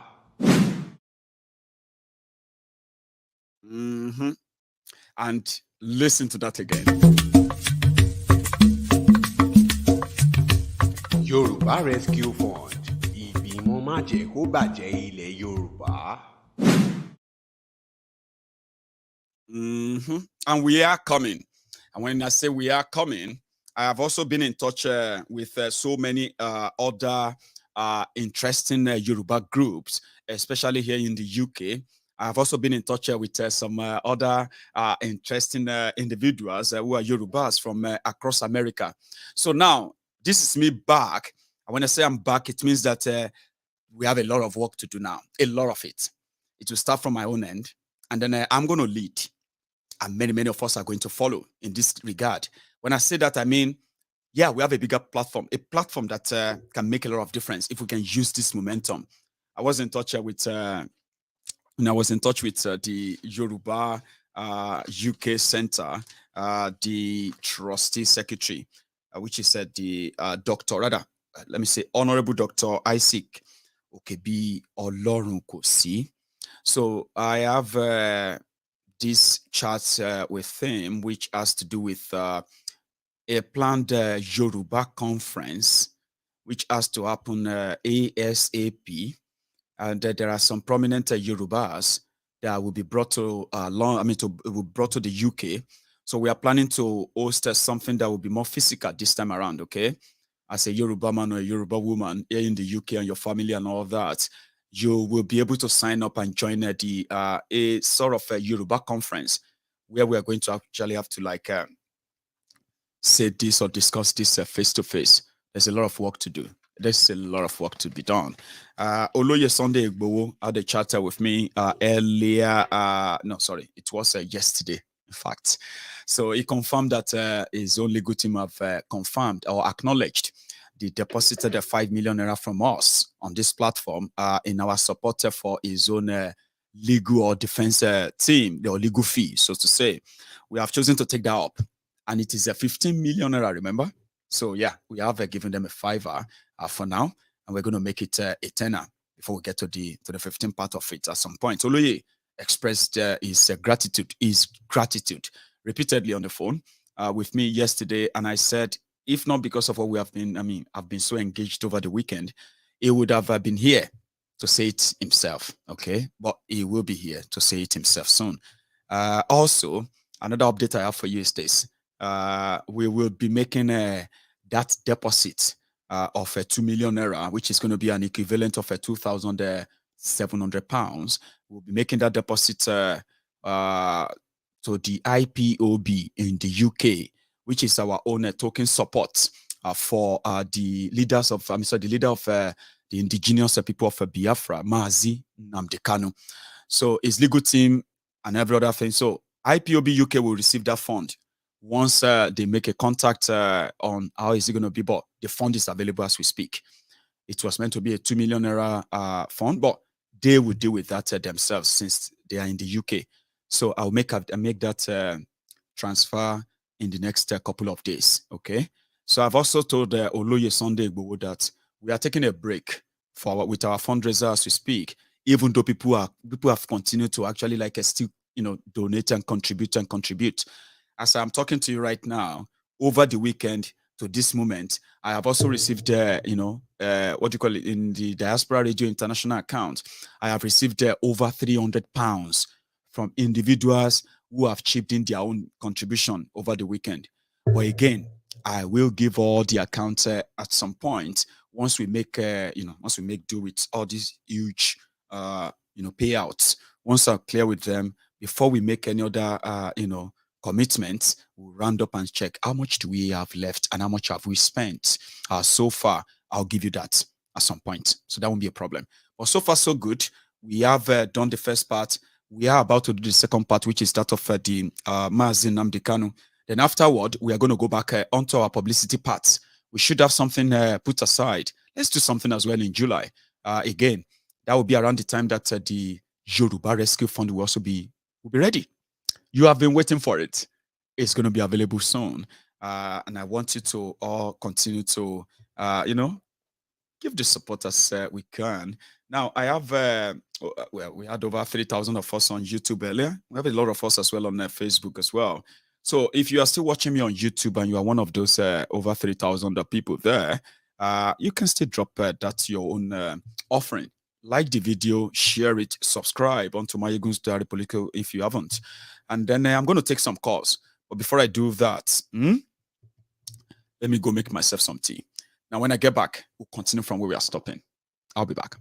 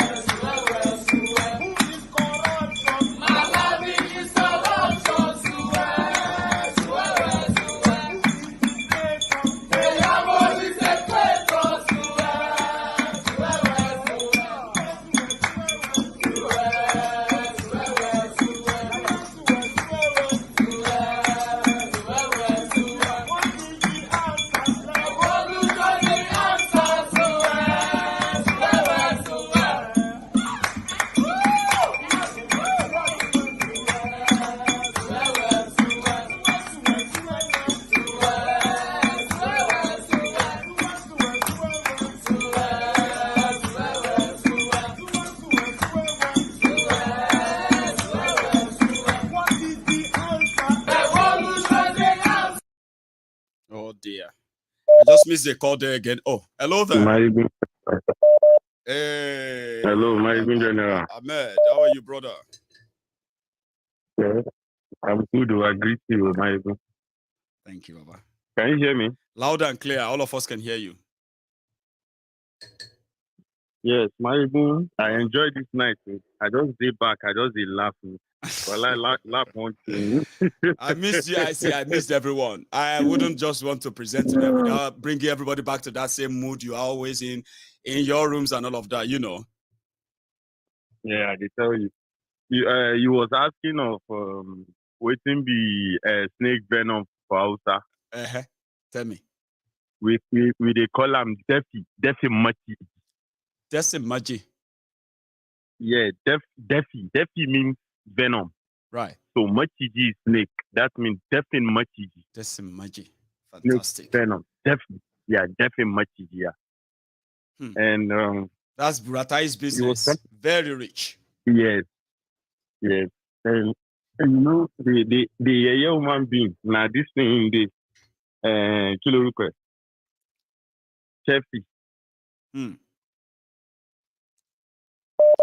there for Kefi, Nasarawa State, along Abuja. That's where along his farm is, right? Yes. Farm business, so yes. There to build to buy 2 houses in Dubai. If you're going to Nasarawa from Abuja, that is where his snake farm is. Right. Before that time, when he was commander in Port Harcourt, he was having that snake farm for a long time. When he was a commander in Port Harcourt, that was when he had to put the snake business like for sale. People are kotowa wole, kotowa funi chance. That's why the army chief kotowa ri. I'm sorry. Hello, Maiyegun. Yeah, we can all hear you, Ahmed. Yeah. So kotowa funi kilo just continue speaking English. But for the sake of this program tonight, please, let's keep it that way. Okay. Please. So they gave him they made him chief of army staff when he was I think he was a commander in Port Harcourt before he was about selling that snake farm before they made him chief of army staff. Kotowa, I think he now hold on. Sabi Oda Kotita, or he was about selling it before he now held on. He now refused to sell it again. That snake farm was already going down the drain. But if you go back after Buhari became the president and he became the chief of army staff, if you go back to that snake farm, if you see what they have spent there, I was Nigeria 2019. I was there 2019. If you see what they have done in that farm, our only farm along that place. My brother has a farm along that side. Right. So what I'm saying here is people who don't know, like you are making up story, Abi, Kinikon, all those kind of things. Even the Tanko Tekinikality. Maiyegun, I will tell you, I was talking the other day, I was reading comments, someone was just talking to, I was just laughing. Hey, my area that I grew up in Kaduna, El Rufai's mother is in the same area I am. Tanko Tekinikality that you see is in the same area I am. Amid Ali, chief of custom, is in the same area that I am in Kaduna. If you know Kaduna, if they tell you Kaduna, Ungwarini, that was where I was born. All those people, that is where they live. This in Nigeria that I went to, this around March, there was one of my friends like that. He was together with this Tanko's son, and he was joking. He now said something, was like, you are spending dollar, we they spend dollar. I was like, which dollar on they spend?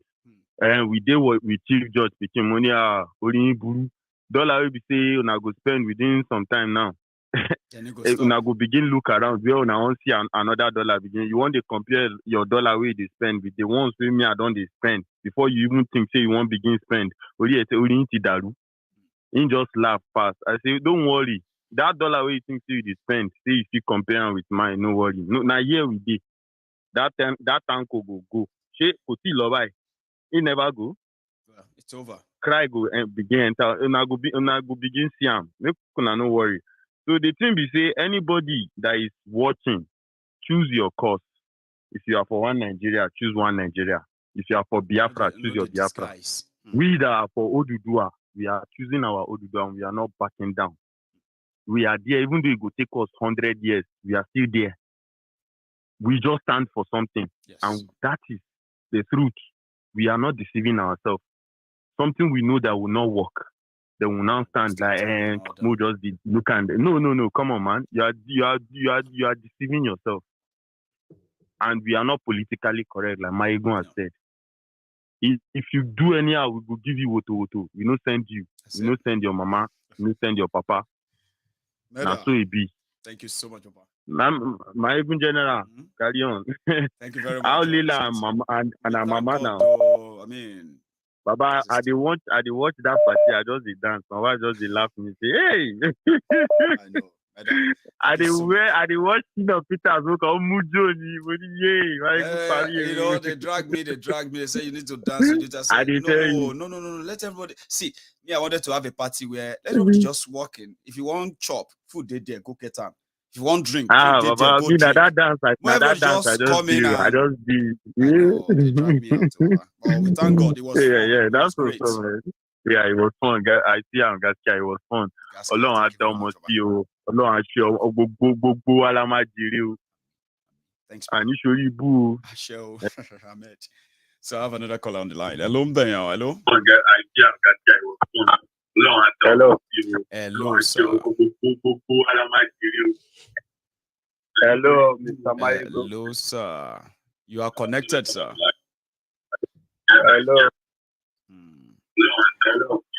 I don't know if there's a way I can tell people to know that when you call in, you have to ignore the broadcast. You know what I mean? Now you need to ignore the broadcast.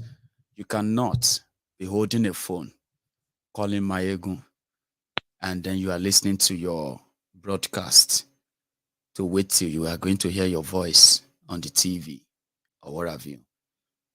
That is unprofessional. You should know the drill, okay? Once you are calling Maiyegun and you are interested in talking to us, you can just use the remote control to mute the broadcast. So that even if I pick it, you will know. Because you're going to hear my voice. And you see that video you're watching is delayed. Okay? This thing what you are hearing me said now on your screen, I've probably said them 10 seconds ago before you hear them out there. So there's no point in trying to want to verify your voice. That means you're going to be delaying us like between 5 and 10 seconds interval. That's going to be so awkward. So ignore the broadcast. If you're interested in calling in, you can go back and replay and listen to yourself, okay? Please. Hello there. Hello, Maiyegun. Hello, sir. Mr. Maiyegun, the general. Yes, sir. The trustworthy general. Yes, sir. Sir. Larry Lutero, Yankee. God bless you, my brother. Amen, sir. Oh, I hope and I wanted to call on Friday so badly that I couldn't just make it through. I was going to pray for you, and I was going to pray for you, and I was going to pray for your daughter. I was going to pray as regards the ceremony, but I'm glad that it all went well. I'm so happy. So God bless you. God bless your family. God bless this child. Ọmọ olókìkí ló máa jẹ́ lágbèrè Elédùmarè ògògó torí pé kí ni òkìkí ẹ̀ ti ń kàn rẹ̀ di àwọn èèyàn ti mọ̀ ọ́. Even kó tó di kó ti yes, ó ní fún kó tó di pé ó ti jáde ká wá dúpẹ́ lọ́wọ́ àwọn ọmọ tó wà níwájú. Ká dúpẹ́ lọ́wọ́ Kòfó, ká dúpẹ́ lọ́wọ́ àbúrò Kòfó náà, ká tó wá dúpẹ́ lọ́wọ́ Gbọ́láwọn Ọmọrìnsọ́lá. Bẹ́ẹ̀ni, yes sir, because ẹlẹ́dàá wọn òun ló ṣe é fún bàbá wọn tí bàbá wọn náà fi déèyàn lénìí. Ìwà tí Kòfó bóyá sọ, you guys sat down together and you were feeding her Gary and you were like, no, you talked to your spirit and your child's spirit actually saw your pain and it actually, she actually helped you out. So, hey, the long shot, yeah. So I am so grateful and I'm glad that everything went well for you. Now, going back. You want me to give you a shocker, right? The dress we wore in that video was made by Kofo. Really? Wow. Kofo TV girl. Let me God bless her. God bless her. God bless her. Even tí bá ti ń pè bẹ́ẹ̀ most times tí bá ti ń pè máa make sure pé mo pa ti YouTube so mo fẹ́ kí background sound yẹn máa tún máa pop up. Yeah. So, going back to what we were the discussion. Yes, sir. I listened to Ahmed, and Ahmed, I really appreciate you as a Yoruba man and a true one at that, because many people will be like, we have a business in the north, oh, that's the reason why we don't want you to break up. But look at that young man, a wonderful young man. What did he say now? Many people didn't pay attention to it. He said they grew up where all these prominent people, are. And one thing, where they live. And what he kept saying was like, oh, they have a farm there too. They have this. So many people that are giving excuses of, what about the people that have businesses that they don't? What about people? Hey, they are ready. They know how to go about it. The laws will always govern. There will be laws that will govern everybody. You can't just leave and forfeit your property and stuff. No. If you feel like if you feel like you want to sell it later on, fine. So be it. So people that are afraid that, and if you get married to a Yoruba person in a Yoruba land, there's always laws that will govern and will protect you. Yes. So let people stop being afraid of something, and no, that's just BS, bullshit. People are just on BS. That's it. People love to give excuses, Larry. Yeah, people love to say, it sounds good, but, my brother, the people that give excuses they are failures themselves. Right. Take it. The people that give excuses are failures themselves because they've already accepted failure to be part and parcel of their life. They are giving excuses, and that's the reason why they can't succeed. That's why they are failures. Agreed. Have you ever tried something like, okay, look at how this is just a very good example of what is going on in Nigeria. You see all this. I'm sorry to say for anybody so that when I'm bashing your con, you see all these ladies. I'm sorry to say that they will say, your husband is beating you. You better leave that marriage. You better. They say no, because of this, because of that. At the end of the day, they end up losing their lives. This is a typical example of Nigeria abusive relationship. Abusing an abusive relationship that we all find ourselves in. And if you are not careful, that is the reason why I'm so sorry to say this. I don't mean to bash anybody. I don't mean to mock anybody. It is so sad. That is the reason why you see people die in Igogon. They believed in Nigeria. You see people die in Owo. They believed in Nigeria. You see people die in Shagamu. They believed in Nigeria. You see people die in Remo. They believed in Nigeria. You see people die almost everywhere. They believe in Nigeria. That is because they keep open. And that is what religion, coming to religion now, that is what religion has done to actually mess our heads up. You hope for what you do. They keep open, and they themselves are living a very wonderful life, and they keep selling hope to you. That is what religion has done to actually mess our heads up. Thanks to all these colonial masters, anyways, because we have our own divination. Thanks, but no thanks to them. Yeah, I mean, what are we going to say?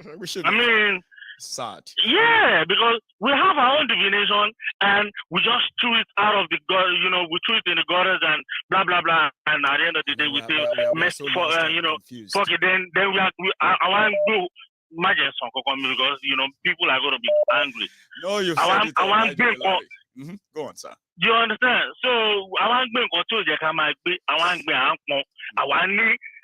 divination to us. I need divinity to us. I need to power son.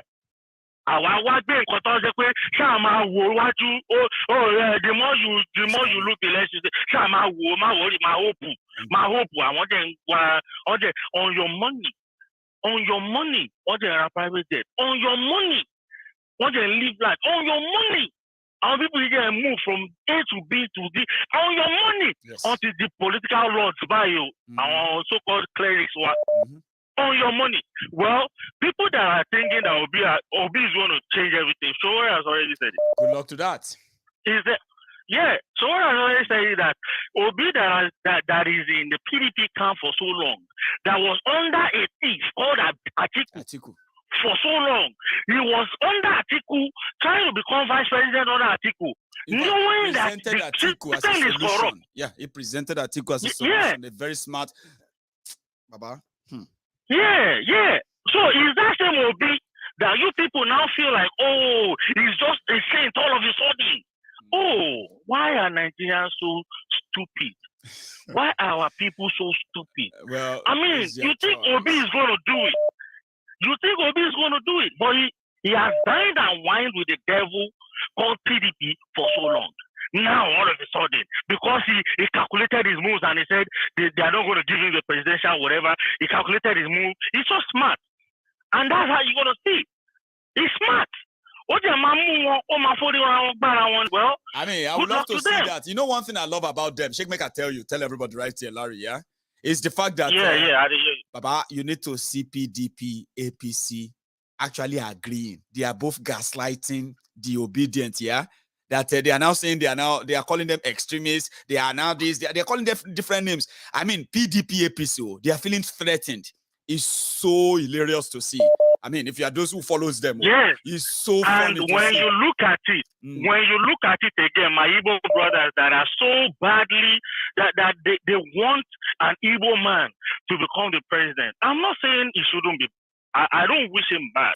For equity and but fairness, I want us they can have it, but the real ones know that you just want to make another Igbo man richer than just like his own contemporary, which is fair enough.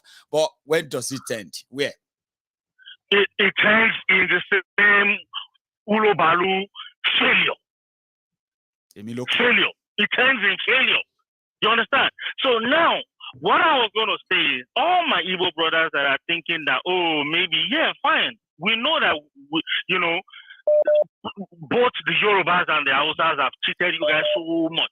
But how about you think about Obi with his own brain leading a Biafra nation? Being the president of the Biafra nation, if truly he has genuine, interest of his own people in his mind, don't you think that Obi is going to push you guys to a wonderful life? How about you guys think about that? How about we think about, guys? I mean, we don't know if Showa is going to want to be, the president or whatever. But I'm just saying, how about we think about all these brains? Being the leaders of our own, new should be exactly just like Baba Olawa did. How about we think about that? Yeah, and save ourselves this stress of I want to be president of who? Where?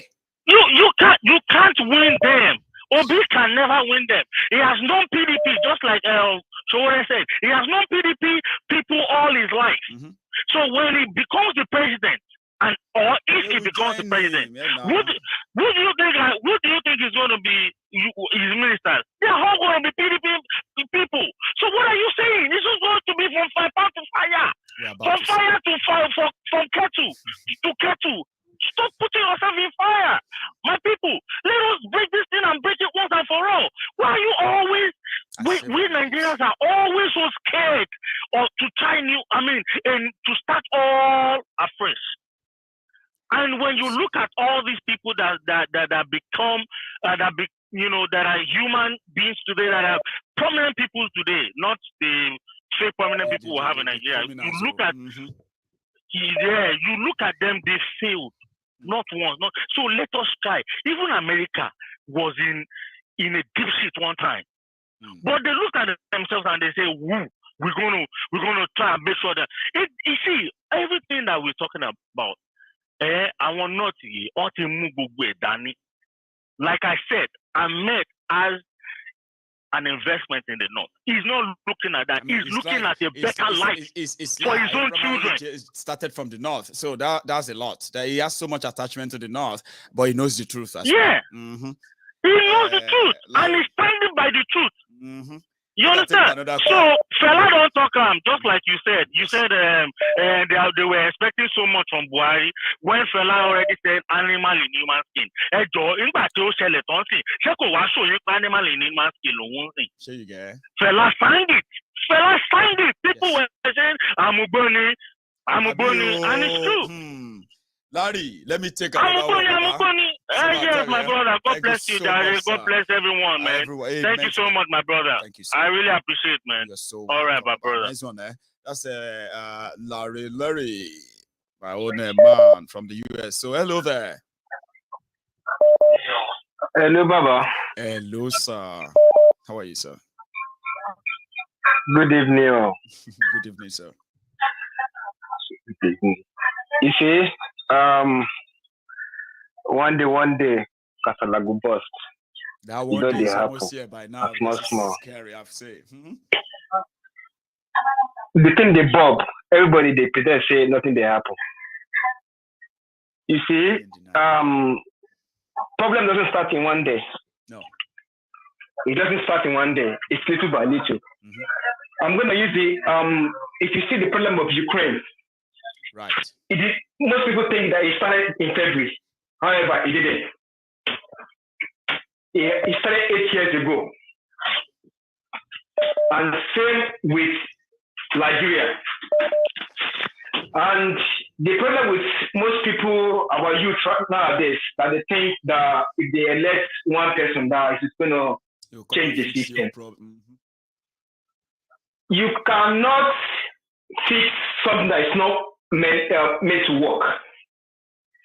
When Lord Lugard, the God that created Nigeria, when he created Nigeria, he only created Nigeria for the benefit of for the Britain. That's right. Not for the benefit of the indigenous people. No. He wasn't planning a nation that would become like Great Britain.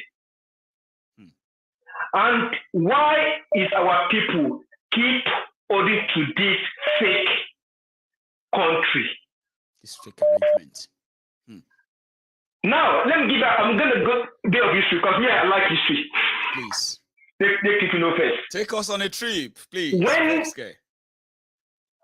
When UAE was created,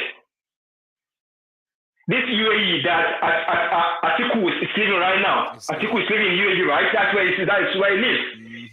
That country where Atiku is living was a British protectorate between 1820 to 1971. Wow. Britain did not create UAE. Actually, I think around 1970, Britain decided to leave. They left, and the people of that area, they came together. Abu Dhabi, Dubai, and other districts. 5 districts, Emirates, they came together. In fact, initially there were 9. There were 9 of them, Qatar and Bahrain. But during the conference, when they are doing their constitution, review things like that. Exactly. Now, then to start a country, you need a constitutional conference. Everybody go. Because a country. Go bring them to the union. I'm following you, sir. Go on. There was a disagreement between the leader of Qatar and Bahrain. So they pulled out. Now, there's another one. There's a little village which is the last emirate to join Dubai, to join UAE. That joined in 1972. And they joined because they feel that they want to be protected. Because Iran attacked their highlands, so they had to join. And that made 7 emirates today that made up UAE. Funny enough, Arab Emirates. 7 emirates. 7. Funny enough, the tribe of Abu Dhabi is the same tribe of Arab of Dubai. They are the same tribe. They come from the same tribe because Arab get different tribes, but they are from the same tribe. But they had to maintain their distinct identity. Why Dubai hasn't got oil? Dubai decided to maintain their identity by diversifying their economy into tourism and real estate. Right. Do you know in 1971 when Dubai was negotiating the constitution, the population was just 86,000. In Dubai, one of the Emirates. Now, Dubai was 86,000. in 1971. The entire population of Dubai in 1971 was 277,000. If in comparison, Ibadan was 841,000 in 1971. Wow. Now today, the house where the union was built, they call it Union House. That is the reason why Dubai can progress from a fishing village to where it was right now. Our people need to understand something very clearly. Nigeria is like a plane that was made with an engine of a motorcycle. You now have a pilot, but the pilot lies that is a pilot, but it's not a pilot. So you employ the pilot to fly the plane. The pilot got there, he couldn't fly the plane. You send him away. You now got another pilot. He likes that, he can, he's a pilot, I can fly this plane. But unfortunately, he didn't finish his school, so he couldn't fly it. You send him away. You now end up finding a real pilot. You now ask him to fly it, thinking that he's going to fly it. He tried it, he couldn't fly it. Because the problem is not the pilot, the problem is the plane. I'm sorry for people with the follow Peter Obi. The problem of Nigeria is not choosing another leader. Or another personnel. It's about looking at the structure. I was talking to a friend of mine today that when we look at corruption in Nigeria, well, fine, corruption is a problem, but there are more deeper problems that is causing the corruption. And the corruption too, I believe. Ukraine is a corrupt country, but they get electricity. That's right. I've seen where Russia bombed their place, and you can see the emergency service working. Yet they are corrupt. Roman invaded this in UK years ago, but Roman did not create England. Roman invaded Germany, but Roman did not create Germany. No. It's insane. It's insane that we as a black people, we accept an identity that does not belong to us. It has psychological problems. It does. Nigeria is like a system that doesn't belong to anybody. Chop, make I chop, because there is no any connection to the system. No. So 2023, I won't say people should not vote. People should vote. I won't say that because I won't say that. It's a choice. But I know one thing. Is it of 1992 or Abiola 1993? Abiola won the election. That's right. The power that be said no. What did happen?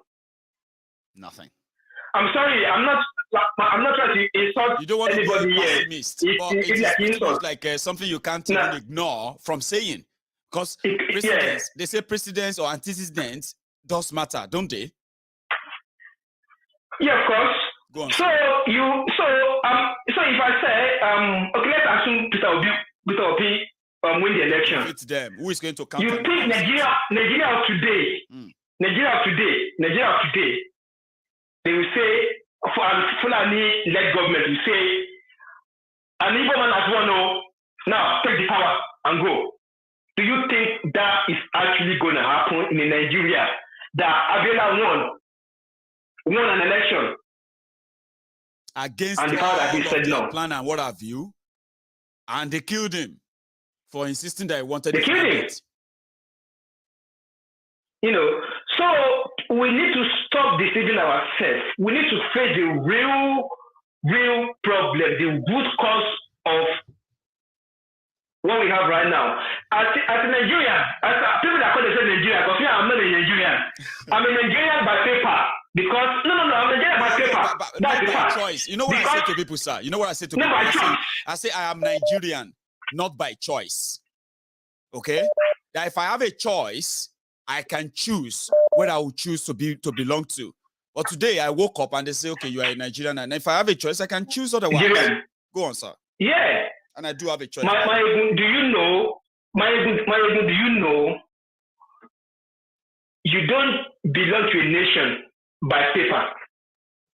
No. You belong to a nation by your heart. By heart. That's right.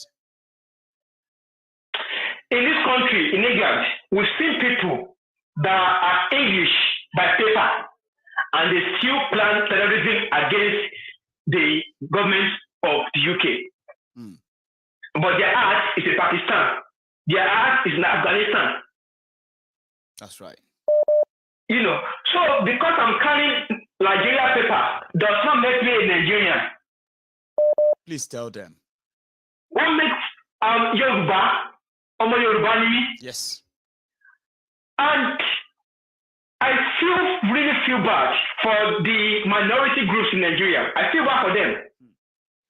I feel bad. And if any minority group is supporting one Nigeria, they are actually making themselves worthless. And I will explain. Then I will drop this call so people can talk. I'm a Yoruba man today. If assume that Nigeria remains as a state, but we know that is not possible anyway. It's a matter of time. Let's assume. It's assumed. Do you know my children can one day become the president of Nigeria? Absolutely, as a Yoruba man. Yes. As a Yoruba man. Mm-hmm. But a man, a Isoko man, does not have the chance, making your money, does not have the chance to lead Nigeria.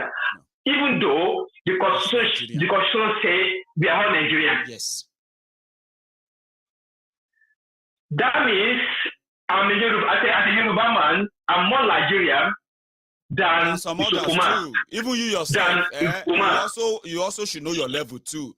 There are others who are even more Nigerian than you. But like you said, and they said we should deny that it doesn't exist. How easy is that?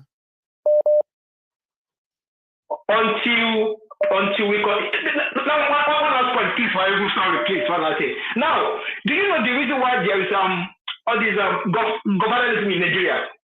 Tell us. The beginning of governmentalism in Nigeria. The reason why we have this thing is because the way that when Nigeria had their independence, every ethnic group have to have a representative. You know, yes, that represents their ethnic nationality at the center. Yes. Mm-hmm. Center. That is where godfatherism, began. That's what that changed. Like then maybe a politician has to rely on someone. But do you know if Yoruba nation became a nation today, yes, and an independent nation today, yes, automatically godfatherism it's completely maybe not in one day from our own polity, of course. That the need of it will be gone. Absolutely. And it is possible. Okay, bros. Thank you so much. Thank you very much for the time. I had a wonderful chat with you. It's a long one, and it's pretty much like educating us. So thank you so much, sir. You have a good one. So I'll take one more. Hello there. Hello. I just took another call, and I pray I haven't lost that. Hello there. Can you hear me? Sadly. And we are coming close to the end of the broadcast as well because of my time. We started late, but I am back, like I said, and there's a lot we can always catch up on. So hello there. Yeah, hello, one name, One name. Osita, sir. How are you? One congratulations. Thank Congratulations for your party, for your daughter, for your wife, for the entire family, and the entire body of Maiyegun. Thank you, sir. Yeah. It is indeed an experience. I wish I could just use the word of mouth to explain it. Let me show you something on your screen, Osita. As part of as part of what Leila got that day. I mean, people they are so generous, right? They dump it on my table here, right? This is it. That's quite something that we choose to be like, wow, people can be this nice. Seriously, it was the best time we spent together, having family and friends around us. You know, it was great. It's not going to stop. It's not going to stop there. I don't think so too. Keep coming. Thank you. It will keep coming because a child of a great man is a great child. Thank you, Baba. He's even a greater child compared to the father. So she's going to be greater than you. Thank you. Yeah. So you want to be part of it tonight? It's a pleasure to have you day one that I came back. I want to be part of this. Please. You know, I was discussing with just somewhere, and that was last weekend, and somebody said, almost in relation to what the previous caller said, that Nigeria got independent. I mean, the reason Nigeria is like this is because we didn't suffer for our independence. Right. And I looked at the person because they were all in groups, including me, but the people that was with him, people that they shared the same kind of idea, ideology. Then I allowed that thing to go, then I now brought it back. I said it wasn't the reason. How did you have to find out how did Nigeria come about independence? Share some with us, Osita. You have the floor. The independence was not because of people asked for the independence. But after the Second World War, Europe was broken. They were broken. Before the Second World War, the Hiroshima, the bomb that they used, that the Americans used, the world was broke as at that time. The whole world was broke. They had to contribute in between 6 nations, which Canada contributed more to build that nuke. Then after the war, Europe was broke. Britain was the highest casualty of that war. And some of the scholars, the professors in their university, their renowned university, both Oxford and Cambridge, they came together, they advised the British monarch that they should give up their colony. I think I've heard that too. It was too expensive that they couldn't sustain them. So that they can actually concentrate and rebuild their country. That's right. That was where we had all these things from. Those journey for and for the fact that, for the fact that we Africans, we do not know anything about the world politics or what politics is. We never investigated on how they decided to give us this so-called freedom that was not free. It was freedom that cost us generations to come, future that cost us our future. They didn't investigate. They were carried away. So happy to be free. We are finally free, but we were never free. We were never free. So that particular thing, it is still what is causing us problems till date. The most important thing for us is to realize our identity. Especially identity. Yes, identity realize is everything. Yes. Because, like I said the other time, I think last week I called you. Yes. That the democracy around the world, the white men too, they don't know about democracy. But when they came to Africa, they found out that there's some other tribes in Africa that have been practicing what is called this democracy today.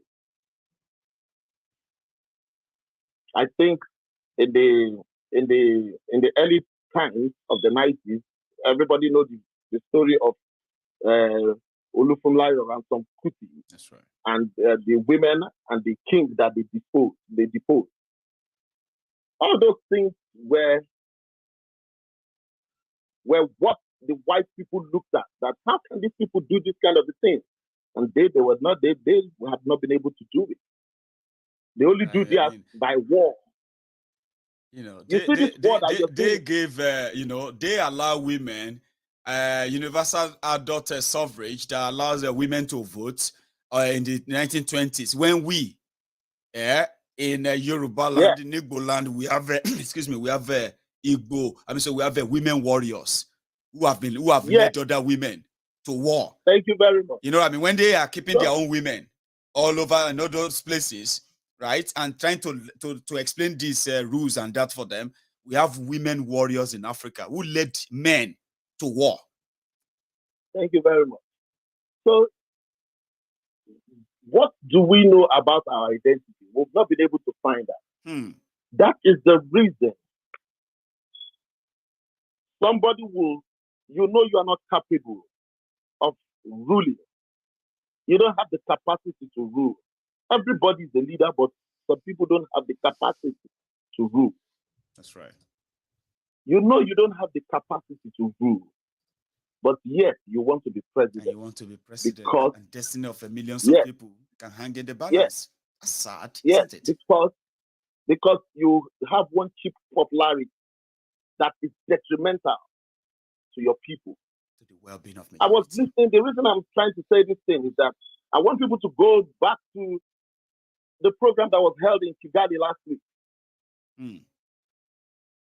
In Kigali last week, the president of that country, Kagame, he explained a lot of things, and those things bulges to what is happening in Africa today.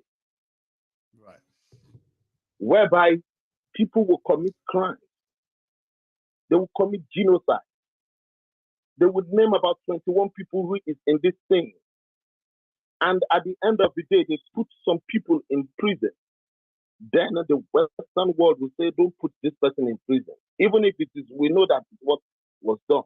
The president came out that is the way they call him on phone. Don't put this one in prison. And yet, okay, he ascended. Then at the end of the day, that person now is the head of the opposition in this country. So this is the thing that is our problem. It is not because of this thing, like the other guy who said, oh, Dubai. It is because they recognized who they were. That was the reason. It's not only Dubai. We remember during the time of our independence, Malaysia, Indonesia, India, I think Brazil, we were in the same category. But today, these core countries that you are talking about, where can Nigeria fit in around Nigeria it? Here. Where can Nigeria fit in around it? I've said it and I'll keep saying it all over and all over again. Like you said, we are not going to go against anybody that says is obedient. There's no point. You know what I mean? They must just know that, one thing is that they should not tell us that they are trying to fix Nigeria. That's something you can't sell to us. Okay? Don't be so confident and come to and say, Obi is going to do that's why you no, come on. You don't mix it up. Okay. We know what you're up to, but keep it on. Yes, go on. We are not going to change this story.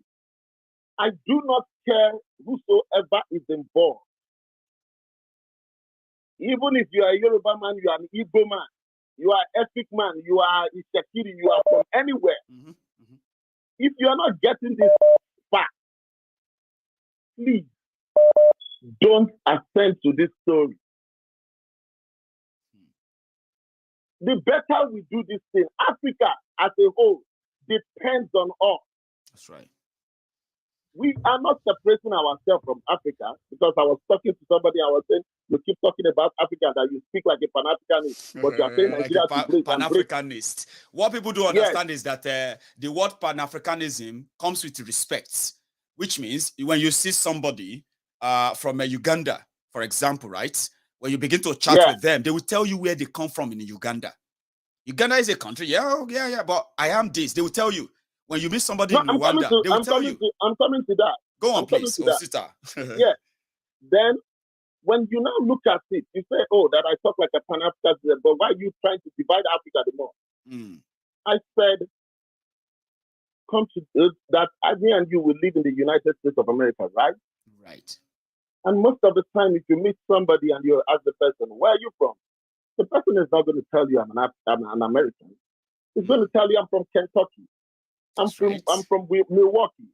I'm from Dallas.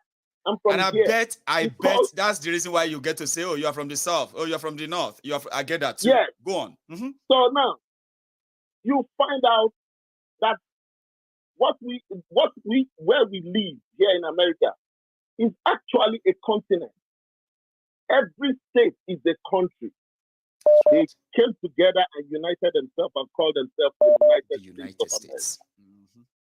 I said, when we are talking about Pan-Africanism, we could be a country that came to one accord and say we want to be called African states. The United States of Africa. Yeah, that is what we are talking about. I said, so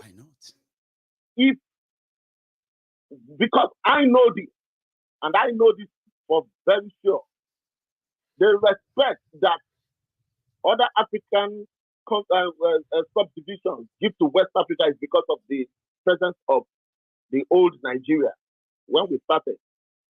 And I said, don't you think that the world is waiting for us? And don't you think Africa is waiting for us? And this contraption, Nigeria, is holding us down. It is. Don't you think so? It is holding us down. Because with the contraption of Nigeria, which the Europeans did just to hold Africa down, I'm telling you. I mean, Osita, somebody said that, their reason for keeping Nigeria together is not because of economic growth or for anything. It's simply because Nigeria being together is the reason why Africa is still pretty much like being under their control. Because if Nigeria should burst, even Europe will feel it. Far, far, far away, America, where you are there, Osita, you will feel it more. Because Nigeria is like a dam of a troubled water. Exactly. That is so rickety that they are waiting for it to burst. They are scared for it to burst, and they're doing everything to keep it together, troublesome, as long as they can. But it's eventually going to burst, won't it? But that is what they keep telling people so that people will be afraid of it bursting. They will keep telling you that, that the amount of refugee will do this and that refugee will do that. But brother, the world will have to deal with it eventually anyway. If it happens, we will deal with it. The world will have to deal with it. Is Nigerian population 400 million? Nah. Nigerian population, even the 200 and something million they are talking about, it's not bogus. Because they don't have it. They don't have scientific proof of it. No, there's no scientific proof of it. But we just flow with it all the time anyway. Yeah, because the north that they are talking about don't have that population. The population of that north, entire north, if they tell you that north is about 80 million people, no, I don't believe believe me, it. they are no more than 25 million. I don't believe it. So it is either if they say Nigeria is over 200 million because of the size they believe in the northern Nigeria, then I will say then the population of Nigeria is more than 300 million because the southern Nigeria will always double whatever they present to you in the north. Exactly. But again, just like I said, scientifically, they can't prove anything. So therefore, I can say it's wrong. Osita, you can say it's wrong, and you'll be right saying it's wrong. And I can say it's more, and I'll be right saying it's more, because nobody's proved anything to us. Just word of mouth, isn't it? Yeah. I remember when this Ukraine war started, they said they thought in their head that there's not going to be any war in Europe anymore. Lies. That's what they said. Because they were the one that was fighting that war before they came to Africa and create all their problems. Create problems here and there. We have our own issue, we know that. But the bulk of the problem of Africa today, Nigeria inclusive, comes from outside the continent of Africa. And I bet that's the reason why you told us then that we should stop. I remember a long time ago, you did tell us, you said, we should stop looking up to them for help.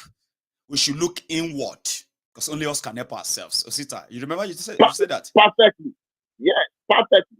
That is one of my crusades. I remember. I will never forget. You repeated it that day. We were having a very lovely conversation. It was, oh, we're going to go to the UN. We're going to do this, and then you just called in and you just deflated the whole bubble that we needed ourselves, and you explained that day. I remember. Yes.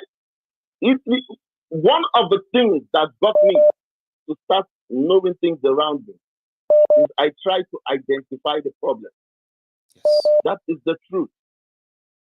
I see myself more as a political activist. Well, never in life. Are we not all that now? Especially that they say experience is the best teacher. We've had enough of that. You know. So my crusade, especially I talk to people in diaspora. Mm-hmm. The people back home, trust me, they can't help themselves. Not that much. Not that much. But we have to help ourselves. We can do a lot. We are enjoying living abroad right now. Just because we're still young, we can live. My own very mother, she's an American citizen, but she refused that she can never come here anymore because of her old age. So I told them, if you don't begin that race now, you will speak like our elderly ones who were once here too. Yes. You will speak the truth. You will tell yourself, had I known. But it will break your heart because you won't be this strong. You won't be this active there anymore. And it will break your heart and say, I wish I did more when I was younger. Because I've spoken to the senior citizens from across board, from Biafra, from Yoruba land. Do you know one of their regrets? They wish they had done more when they were younger. Because they saw it, but they just thought the whole thing would disappear at some point. Now, it has almost consumed us now. And their regret is, I wish I did. That's why they are so proud that young people today like us are really, really speaking up and speaking towards the problem for real, preferring solutions. So if you have a chance now that you are younger and you are passing it on and passing it on, one day you'll be older and it will be so full of regret that I wish I did more when I was younger. Or am I wrong, Osita? I keep asking myself one question. Where were these people in the north when the southwest was doing well and the southeast followed the same suit? Mm-hmm. What were they doing? They were working towards the quota system that the South will have to work with if they want to have peace. What were they doing? Quota system. I called one of my friends who is related to the Oriental brothers when they sang. They had one music like that. They had a song, and that particular song was praising what is his name, Muritala Mohammed. But I now called the guy and I was saying that your uncle was part of the person that sang this horrible song. I just laughed at him. I said, I hope you people don't play this music anymore. Because that music is what is killing you guys. The ideology from that music was exactly what you are praising, that one that wrecked you finally. Unfortunately. So I keep telling everybody our identity matters a lot. If you know your identity, I'm telling you, it's not going to never be lost. That's what I'm saying to people and say, I used to support Biafra, but I'm now obedient. No, come on. There's no confusion here. You are the confused one. And you choose to be. You choose to be confused. Because if you are for Biafra, there's no reason why you can't admire the obese, okay? But you cannot say, Biafra can wait for now. You are lying to yourself. Guess what? By the time you're going to come back, that Biafra you are dropping now, it's not going to remain where you are dropping it to. It's going to move now. I was telling somebody one day, I said, even if P2B win the election, is it going to be there forever? It's not. Did you not see the way Obasanjo came? It looked as if things were going to be all right. But after Obasanjo left, what happened? What happened? It is Nigeria now. Who wants to really risk all of this? Osita, So, let me call it a night. You're my last caller. I mean, we didn't start thank you very early much. enough, but it's good to be back. I've actually missed everyone, honestly. How are you? Welcome back, bro. Thank you. All right. I appreciate this, you. Osita. So you have a good one, okay? I will speak to you once again. I'll speak to you again the next time. I have people who have been trying to be in. They are not happy that we make the conversation longer than usual. But again, sometimes it's so good to let people finish what they have to say, especially if they are making a lot of senses. I have spent a good night with you tonight, and I bet you enjoyed yours like I did. And if you are just joining us, you can take your time to watch this from the start again. It's quite interesting tonight if you are just joining us. And if this is your first time, second time of watching Maiyegun's Diary Politico, but you've never really took your time to really subscribe or stay back, now you won't be missing it next time if you stay back and subscribe. Set your notification to on. Set them on every 8 p.m. every night, except once in a while when I have a family emergency or something comes up that I won't be able to actually show up and speak to you. So set your notification on, and every time Maiyegun is live, you always have a time to be notified, and you can be part of this all the time. It's quite interesting, always on Maiyegun's Diary Politico. Whether you like what we do, like you support what we do or not, there's so much to learn. There's so much information to actually, make use of. It helps you. It helps everyone, and you can't always claim ignorance of things, except if you choose just to be like that. And we have a name for them. Those who have the selective amnesia. That's deliberate. You don't blame anyone for it, but you can't say, I didn't know, when you do know. Thank you so much for your time. The next time I see you, it's going to be another wonderful, wonderful experience. I enjoyed my night tonight. I hope you did enjoy yours. I'll see you some other time. Oh yeah, like that video before you go. Share it if you haven't. Subscribe. And the next time you see me, we'll continue from where we are stopping.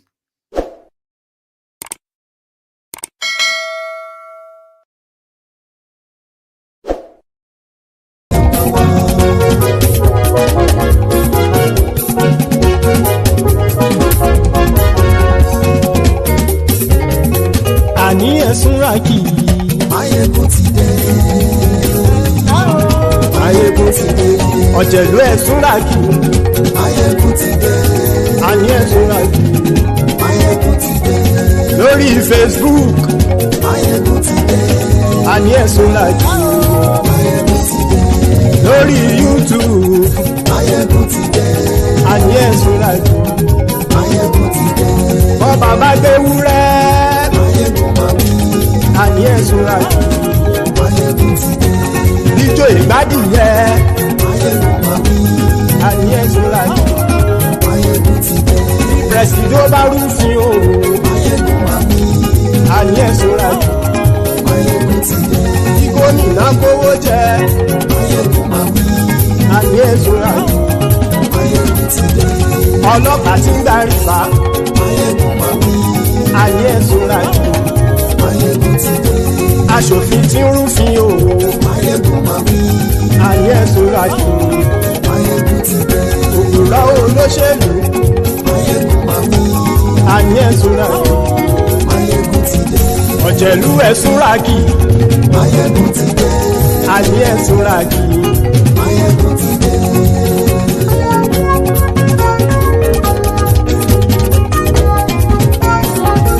Maiyegun ti dé. Gbogbo ọ̀jẹ̀lú ẹ̀sùnra kì í. Maiyegun ti dé. Gbogbo ọ̀jẹ̀lú ẹ̀sùnra kì í. Ṣùgbọ́n ní bá ti ṣe èyí tó yẹ kí wọ́n ṣe, ọmọ bá dèrò ní fi wọ́n níran o. Maiyegun ti dé. Gbogbo ọ̀jẹ̀lú ẹ̀sùnra kì í. Maiyegun ti dé. Gbogbo ọ̀jẹ̀lú ẹ̀sùnra kì í. Ṣùgbọ́n ní bá ti ṣe èyí tó yẹ kí wọ́n ṣe, ọmọ bá dèrò ní fi wọ́n níran. Wọ́n fowó bẹ́ẹ̀ o, Maiyegun ó sọ pé wọ́n ò fẹ́ bẹ́ẹ̀. Wọ́n fowó bẹ́ẹ̀, Maiyegun ó sọ pé wọ́n ò fẹ́ bẹ́ẹ̀. Oníkan ṣáàtì ṣe èyí tó yẹ kí wọ́n ṣe fáwọn ará ìlú tó gbé wọn débẹ̀ o àyè. Maiyegun ti dé gbogbo ọ̀jẹ̀lú ẹ̀ súnra kì. Maiyegun ti dé gbogbo ọ̀jẹ̀lú ẹ̀ súnra kì. Ṣùgbọ́n ní bá ti ṣe yìí tó yẹ kí wọ́n ṣe ọmọ bá dẹ́rọ̀ ò ní fi wọ́n níran. Kì máa yí ṣe eré ọ̀rọ̀ yìí kì í ṣe ẹ̀fẹ̀. Kì máa yí ṣe eré ọ̀rọ̀ yìí kì í ṣe ẹ̀fẹ̀. Ẹni bá ti lè lẹ́bọ̀ lẹ́rù o ọmọ bá dèrò kàṣàyè tú wọn síta. Maiyegun ti dé gbogbo ọ̀jẹ̀lú ẹ̀ súnra kì. Maiyegun ti dé gbogbo ọ̀jẹ̀lú ẹ̀ súnra kì. Ṣùgbọ́n ní bá ti ṣe yìí tó yẹ kí wọ́n ṣe ọmọ bá dẹ́rọ̀ ò ní fi wọ́n níran. Tẹnitẹni ọmọ Maiyegun ọ̀rẹ́ ara ìlú mọ̀mọ́ ni mo fọlọ́run sọ ẹ̀ bá kìlẹ́bù. Lóòótọ́ olódodo ìlú ọ̀tá ìlú mọ̀mọ́ ni ìwọ ṣá máa ń ṣọ́ra kò sì mọ́ bẹ̀rù. Bọ́tà ń lé ibo níṣègùn lé káwọn mọ̀mọ́ fi ṣera wọn ni ó ti dẹrùn tí wọn ò gbọ́dọ̀ sì mọ́ bẹ̀. Èèpo ọ̀gọ̀ lọmọ bá dérò tàjẹ́ ò gbọ́dọ̀ jẹ́ ó ti jọba lórí àbínú ẹni kò sì mọ́ fòyà. Àìsíwọ́lu ní ẹnìkẹ́ ìgbódì ẹyin lábàrá o ó kó ẹni tó bá dán o ákàmù. Maiyegun ti dé gbogbo ọ̀jẹ̀lú ẹ̀ túnra kì. Maiyegun ti dé gbogbo ọ̀jẹ̀lú ẹ̀ túnra kì o. Ẹ̀yin bá ti ṣe yìí tó yẹ kí wọ́n ṣe ọmọ bá dèrò òní fi wọ́n níran o. Maiyegun ti dé gbogbo ọ̀jẹ̀lú ẹ̀ súnra kì. Maiyegun ti dé gbogbo ọ̀jẹ̀lú ẹ̀ súnra kì. Ṣùgbọ́n ní bá ti ṣe yìí tó yẹ kí wọ́n ṣe ọmọ bá dẹ́rọ̀ ò ní fi wọ́n níran.